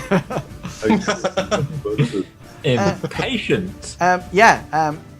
Special and hit location. He doesn't have natural opponent, so he can't natural weapon, so he can't parry with his. Cool. Oh, actually, he's going to evade. He's going to evade your attack. Yeah, he fails. Cool. Special then hit location. Angus is going to use bleed again this time. And hit location. It is 2. Okay, that'll come off at the end of the round. Yep, and then damage. 6. In his what? He's 2. It is 2. Yeah, so he sort of like tries to dive off the boat into the river to try to avoid your shot, and you're hit with your sword, and you just catch it on its tail. It's got cuts and bruises. You know you haven't sort of like damaged it. Nothing's been chopped off or anything. Gulliver, you up? Gulliver is going to outstretch his hand with his disc in towards this larger mob and start casting a spell. So that's that's combat turn 2. 1 of 2. Yeah. That's spell casting. And Lizard Man. Okay, so the Lizard Man turns to you, Gulliver, after you ruined his spell, and he fires the spell at you this time. Can I want to with my other hand? Oh no, I can't cast it. No, he fails his roll, so don't worry. Yeah. But yes, you would if you took a reactive action. I would have lost that spell. Well, no, you can. I think you can evade or parry, but you can't interrupt. You couldn't cast another spell. You would have lost it. But he actually got 71 out of 70 on his roll. So just so you know, that's unreal. Lizard Man, without any weapons, goes to hit you, Hengist. Gets 4 out of 65, which is a crit. Blimey. Hengist is going to try and parry. Oh, no. Can Hengist use his luck point to make you re-roll? Yeah, by all means. Nice. 54 out of 65. Okay, Hengist is going to parry. Can Hengist parry now? Or has he already used his action? No, You can still use your action. Nope. Okay, so this is coming in at your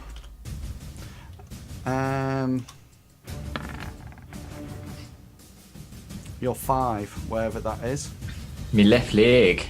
And so you sort of like tried to hit it as it dived over the time. You slashed its tail, and it turns around and it does bites onto your leg.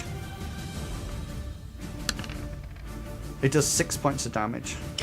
That's okay. Is it through your armor? It is 1 point through, yeah. Yeah.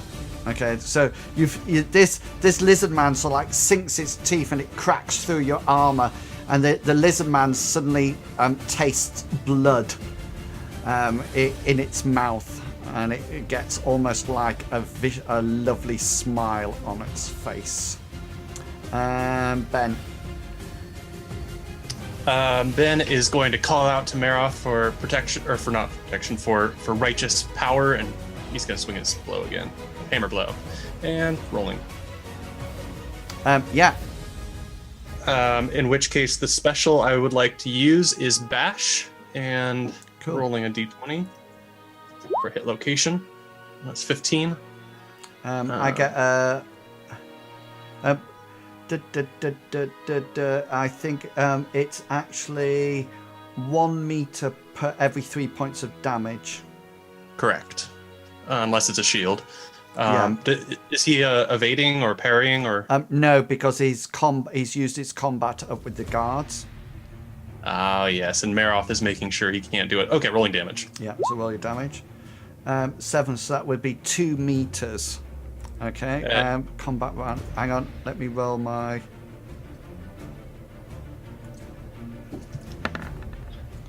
Yeah, so he wields his great hammer, and it sort of like bashes into... what was it? It's 15. Yes, it's 15.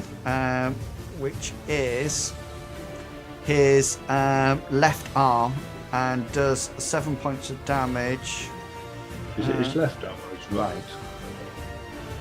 15. Left arm. Oh, right, okay. Remember, I have a different location right. because I have a tail. Oh, right. Yeah. So 7 points. That's 3.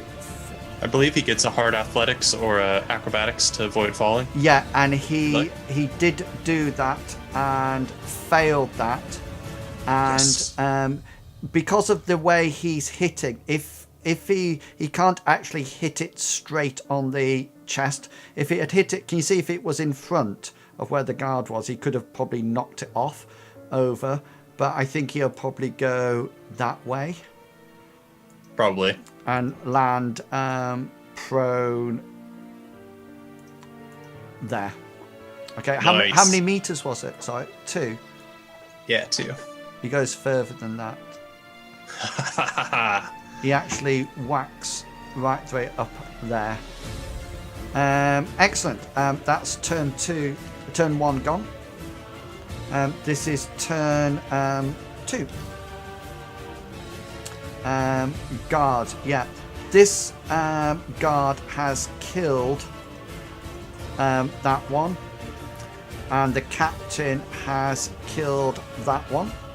That one's still happening, and that's the guard. Oh, this guard comes over to start fighting that one. Okay, and yeah, so that's it. Bartleby, you're up. Let's see. Bartleby is going to be searching for Hengist to assist, and I believe I can make it to about here. Yeah, that's Go cool. along this. So that would be your movement. Correct. Move away. Yeah, brilliant. Hengist, you're up. Cool. Hengist is going to attack this lizard thing that he's fighting, because he's annoyed now. He's been bitten on the leg, and he gets to 16. Okay, yeah, I can't do anything because I've used both my actions up. Okay. We done. I need specials first.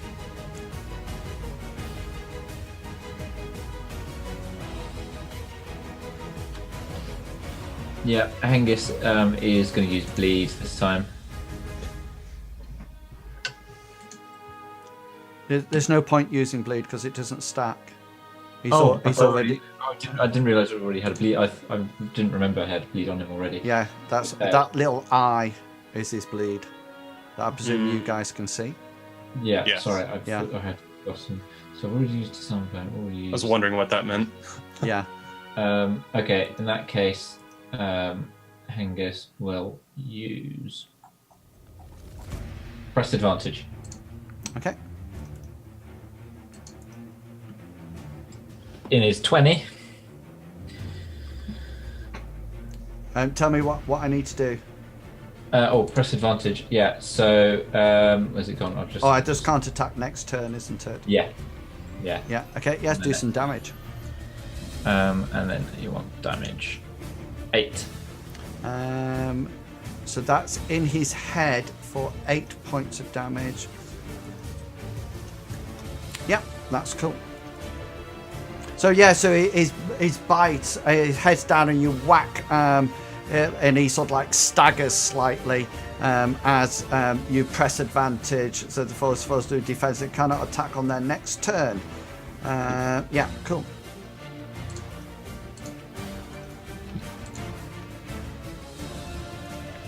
And Gulliver, you're up. This is the second turn of Gulliver's spell, so we're going to see whether or not it comes off. Okay, go for it. It does. It does. Got a standard. You are entitled to a Evade, I think. yeah, it was already up there, wasn't it?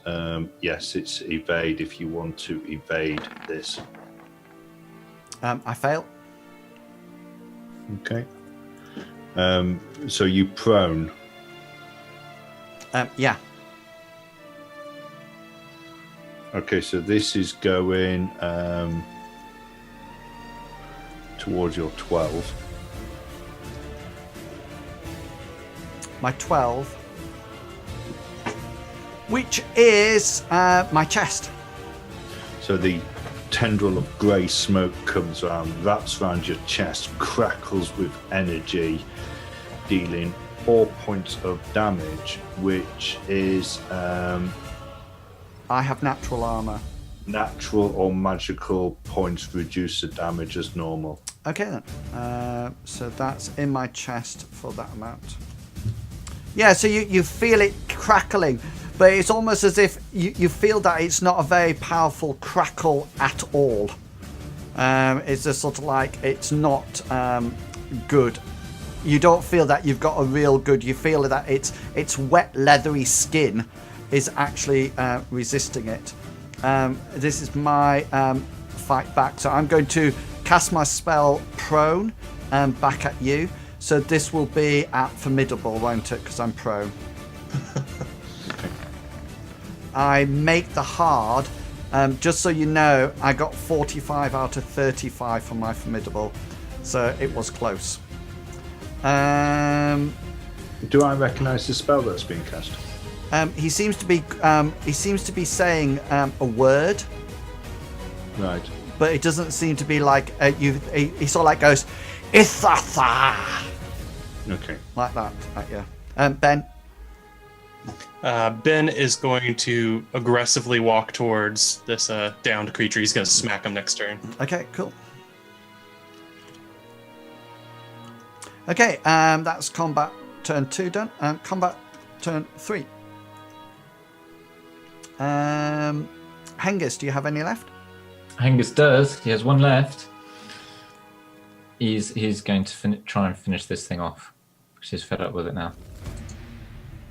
No, he does not. And One more fumble. Gulliver? Yes. Gulliver's going to put more power through this spell and try to get through this monster's armor. This Nice. time 7 points of damage to the chest.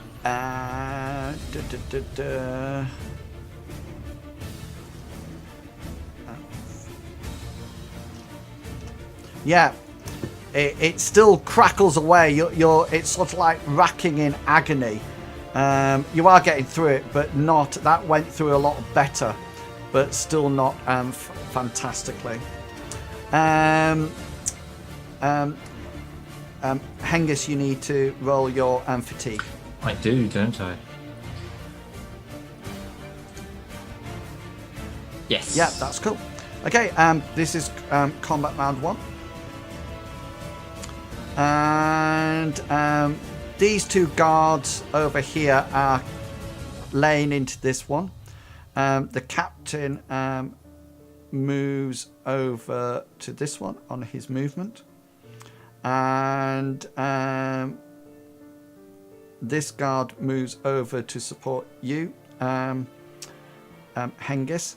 And that's all the guards done. Bartleby, you're up.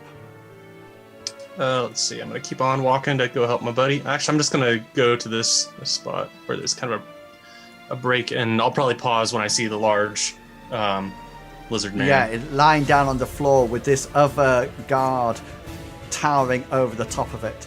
Hengist, you're up. Cool. Hengist is going to attack this thing again. Okay. With a 24, he succeeds. Yep.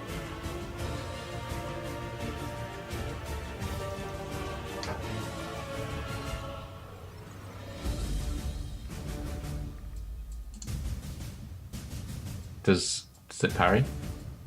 So I thought you pressed advantage, isn't it? Oh, that's just can't attack. Mhm. Is forced to remain on the defensive and cannot attack on the Yeah, next but turn. I can't parry, didn't I? Because I've got natural weapons. I mentioned it last turn. Yeah, sorry, yeah. Okay. In that case, Hengist will combat special. Hengist will use can't use speed. Shift location this time, and I hope he gets an okay roll. 8. 8, so that's in his abdomen. Well, he hit the abdomen. So you can either shift it to his left leg or his chest. I'll go left leg. Okay. Cool. And then you want the damage. I certainly do, thank you. 4 points of damage this time. 4. That's not good. No, it's not good. Not good at all. He's now that. Okay, and Gulliver, you're up. Gulliver's still got his spell around this, the chest of Oh, this large thing, so he's going to keep the power flowing through it. This is our low power turn. Yeah. Yeah. Excellent. And Lizard Men now. Right, Lizard Man 4 rises. Combat. Which one's 4? The one that Ben's fighting. Sorry. Oh, right. Combat pursues here. Big Lizard Man gets up.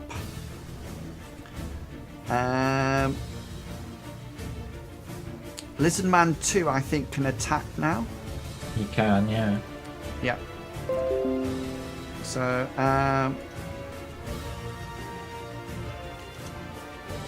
Lizard Man 2 take a swipe at Hengist. And fails. And that's it. That's all my lizard men done. Ben, you're up. Ben is going to scream, "Stay down," as he swings his hammer again. Let's see, where are we? I'm being Benjamin. Cool. Swing away. That's not what I wanted at all. That's the wrong button. Benjamin, every time you try and do this. Well, nice Great. fumble. Right.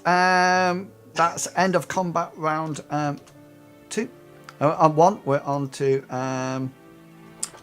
2 now. Yes, indeed.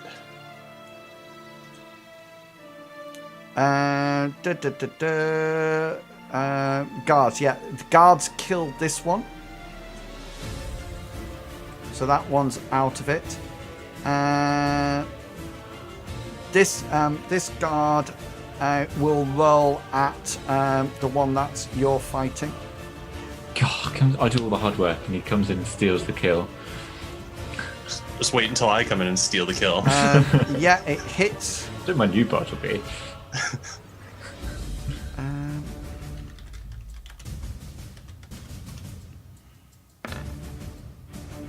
Hits it in its 10 for 9 points of damage. 10, 9 points of damage. 9 ounce. And I need to roll. This sort of like goes straight through its armor. The spear goes straight through its armor and sort of like does a inflicts a serious wound on the lizard man. Original attack roll and fails his attack roll. Resist rolls and passes unconscious. And captain of the guard rolls against the Chieftain. hits the lizard man. The Lizard Man's going to. I got 21 out of 61, just so you know. 21. He's going to try to evade. Fails. So tries to jump overboard, but lands prone again. And does anybody have a great it's a one-handed sword. It's a two-handed sword. Sorry. Is it just a normal two-handed sword? It's like a great sword. I can find out. I think it's 1d10. No, it'd be more than that because my long sword's one. What do you want? The damage? Yeah. It's the damage is 2d8. Cool. 8 points of damage.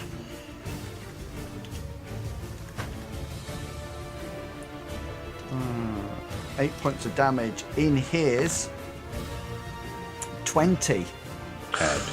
Was Nice. It is in his head. It takes down to that.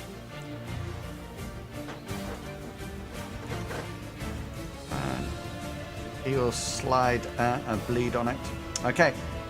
That's at the end of the round then. That's guards done. Bartleby, you're up. Bartleby is going to come up along this way and go towards Hengist, probably looking left and right and then seeing Hengist. And Hengist probably hears panting behind him as Bartleby comes up and says, if I may, I'm here to help.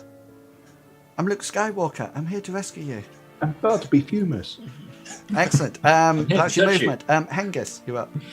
Cool. Hengist is, having seen this one on the ground unconscious, Hengist is going to squeeze past Bartleby and wants to run. That's so funny. Bartleby takes all his time to get there, and Hengist will say, sorry.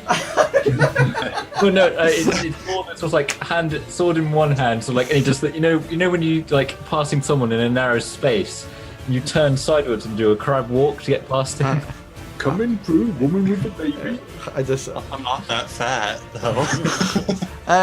That's your movement then. Gulliver, you're up. This time, mega damage into this thing's chest. Woo! Good grief.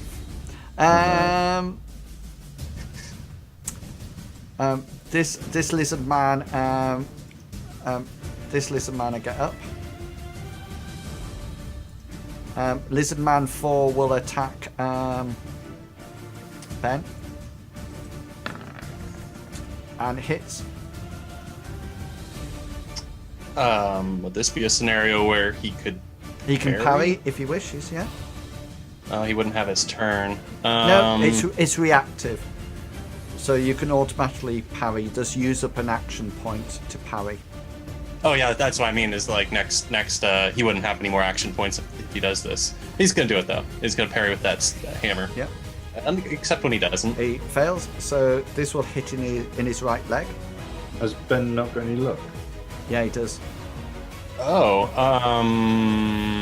yeah. I'd like to use one of his luck points. To reverse the numbers. Yeah. Good guy, Ben. Yep. Okay. So he and that won't help.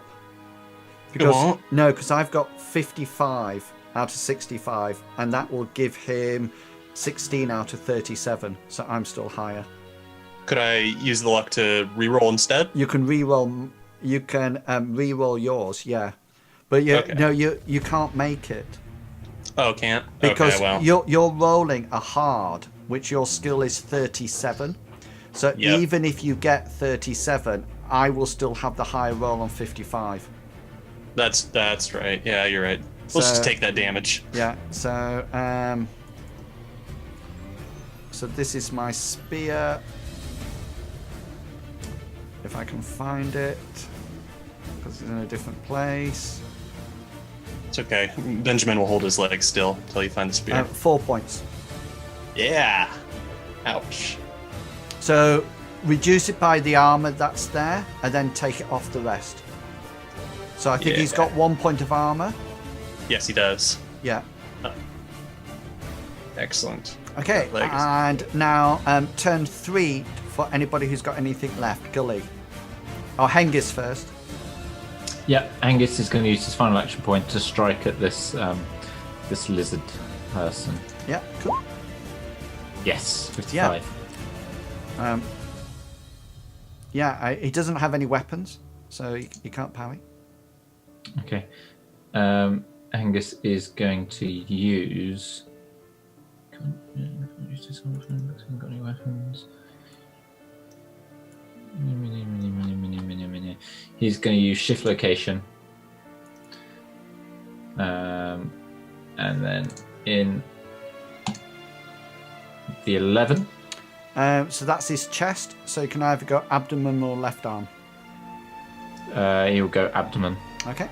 Damage then, please. And then damage. 2.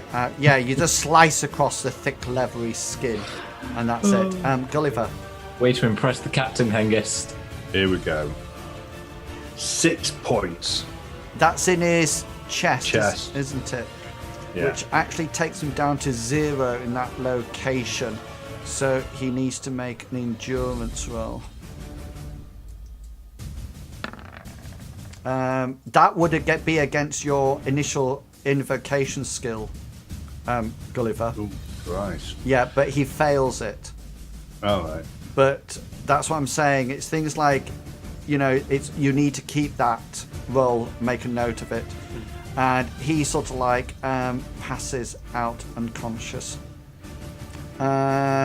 Lizard Man. Oh, that's it, isn't it? Because that was turn 3. Okay, so we're going on to round 4. Round 5. We've had All right. 2 round 3s. Excellent, thank you. Right, okay then. So Gulliver's, you're fine.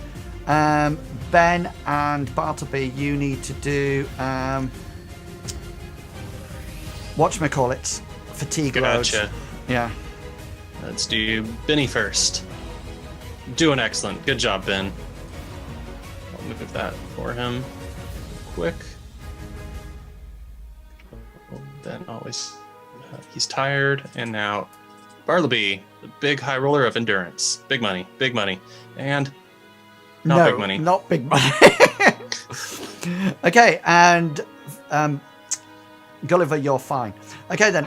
So guards first. Guard number 1 whacks his spear into this guy and kills him. Guard is rolling as the lizard man. What? He's unconscious, isn't he? Yeah. Yeah, so that guard, he's sort of like the captain of the guard, so like finishes off the coup de grace on this guy and kills him. And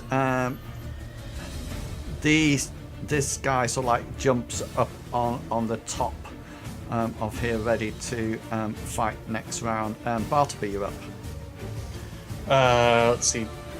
Bartleby is gonna walk closer because he said the big lizard's dead there. Yeah, just got. Yeah, he's dead.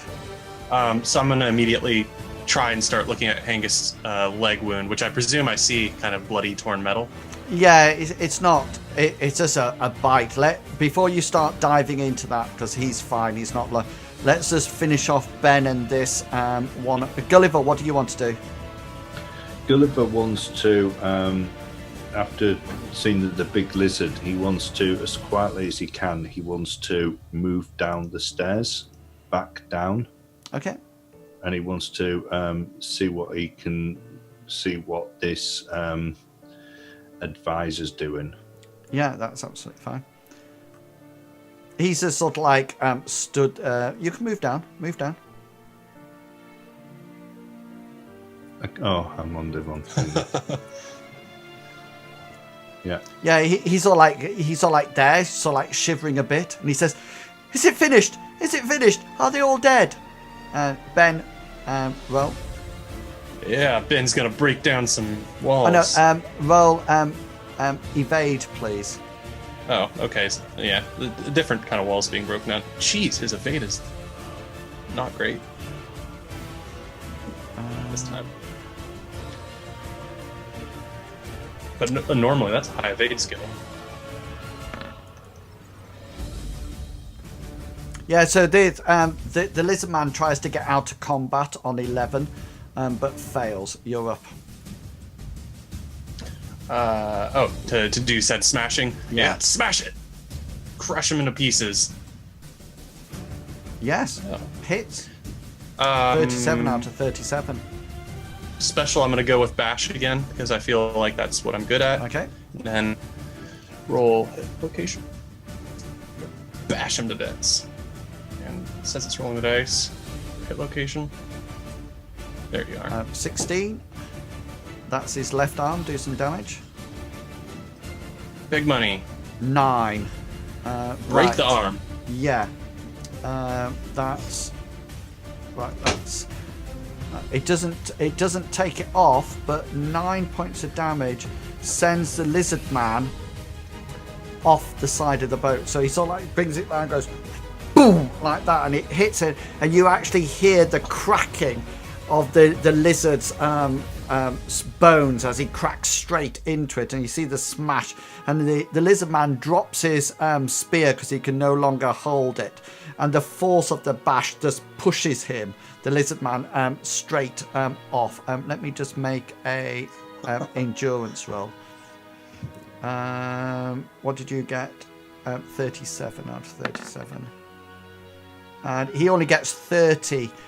So you actually knock him unconscious. Yeah. Oh no! Sorry, you don't knock him unconscious. He loses. No. Hang on. Let me just check. Yes, you do. Yes, you do. you No, don't. it's only if it's in chest, abdomen, and head. Failed the limb. Leg drop prone. Arm drop weapon. So he drops the weapon and he falls into the water, and he doesn't come back up. Yay! Yeah. Go Ben. It's your birthday. Go Ben. Only fails at a little bit of things. Excellent. And so there's lots of dead lizard men around the place, and I think that is a suitable time. Oh, sorry, Bartleby, did you want to heal Hengist?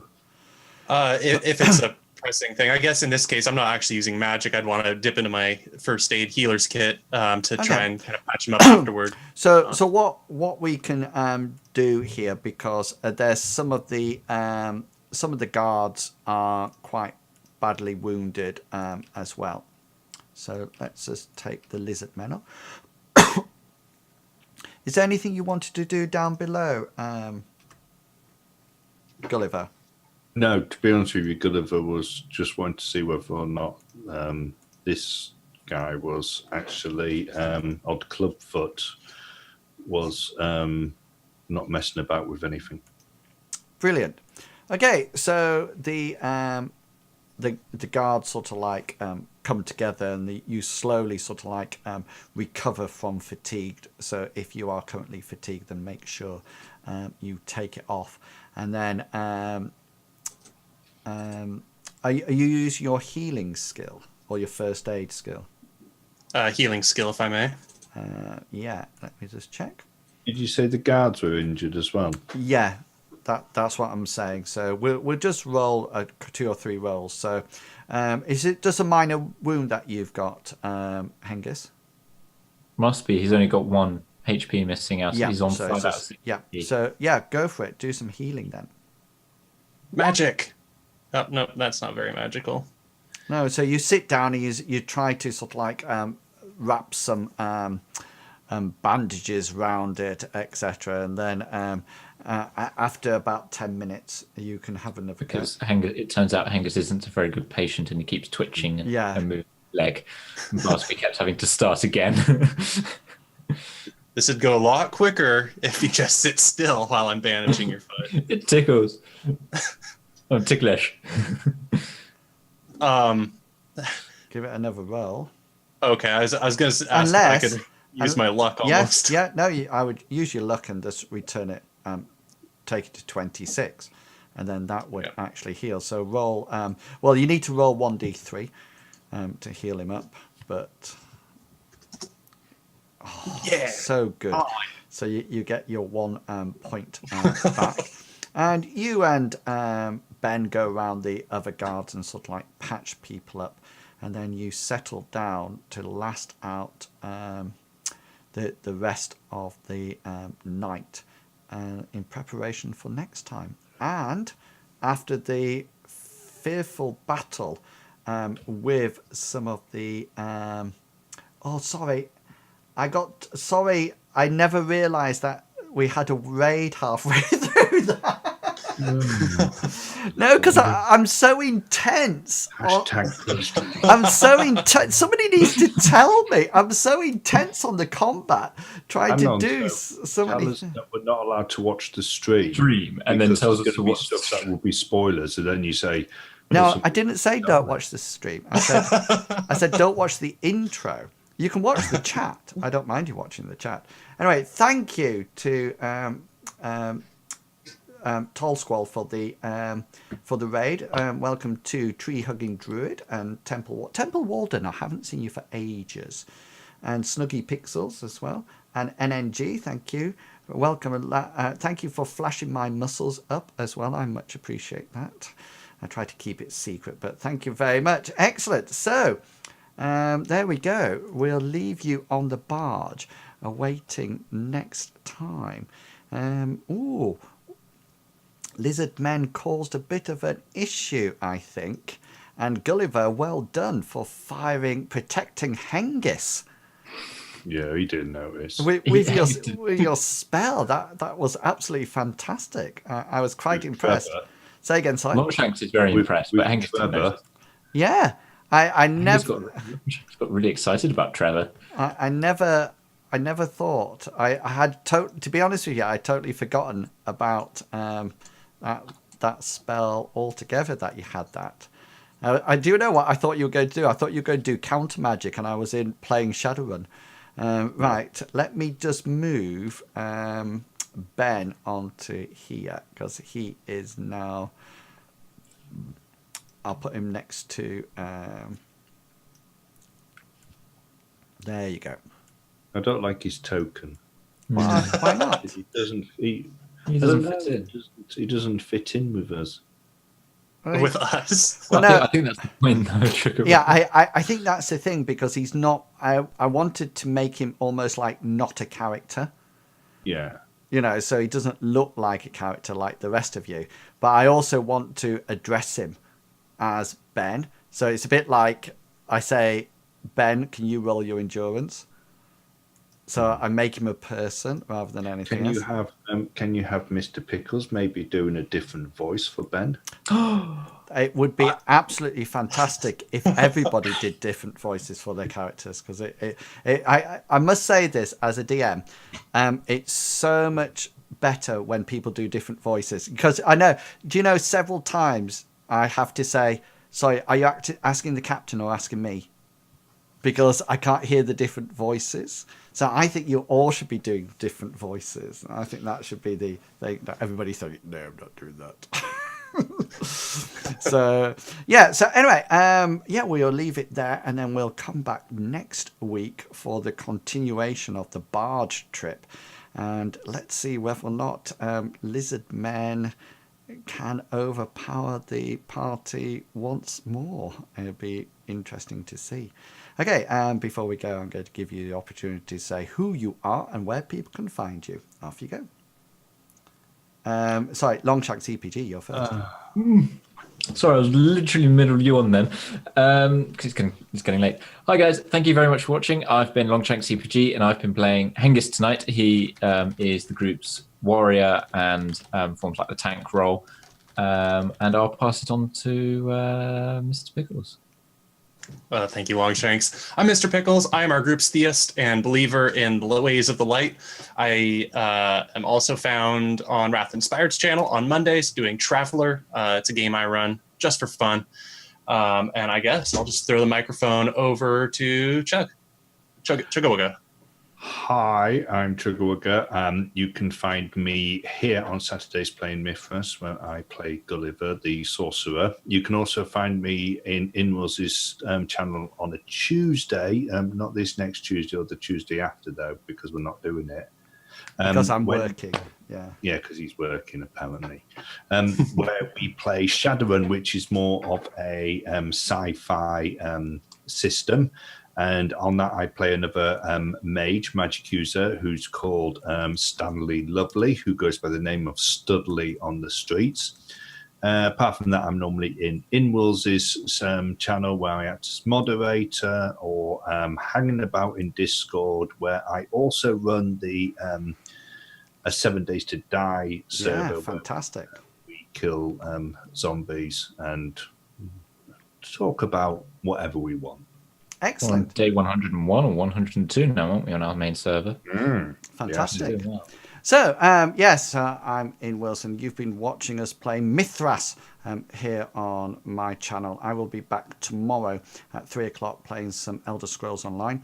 And so please do come and watch me then. I've been doing some dungeons, so it's getting quite exciting. But until then, I would like to say to each and every one of you, be who you are and say what you think, because the people who mind don't matter, and the people who matter don't mind. Have fun, and I'll catch you all later. And until then, consider yourself well and truly need to find the end at Waffled. We're going to raid Roy Killer, just so you know. See you later, guys. Bye. Goodbye.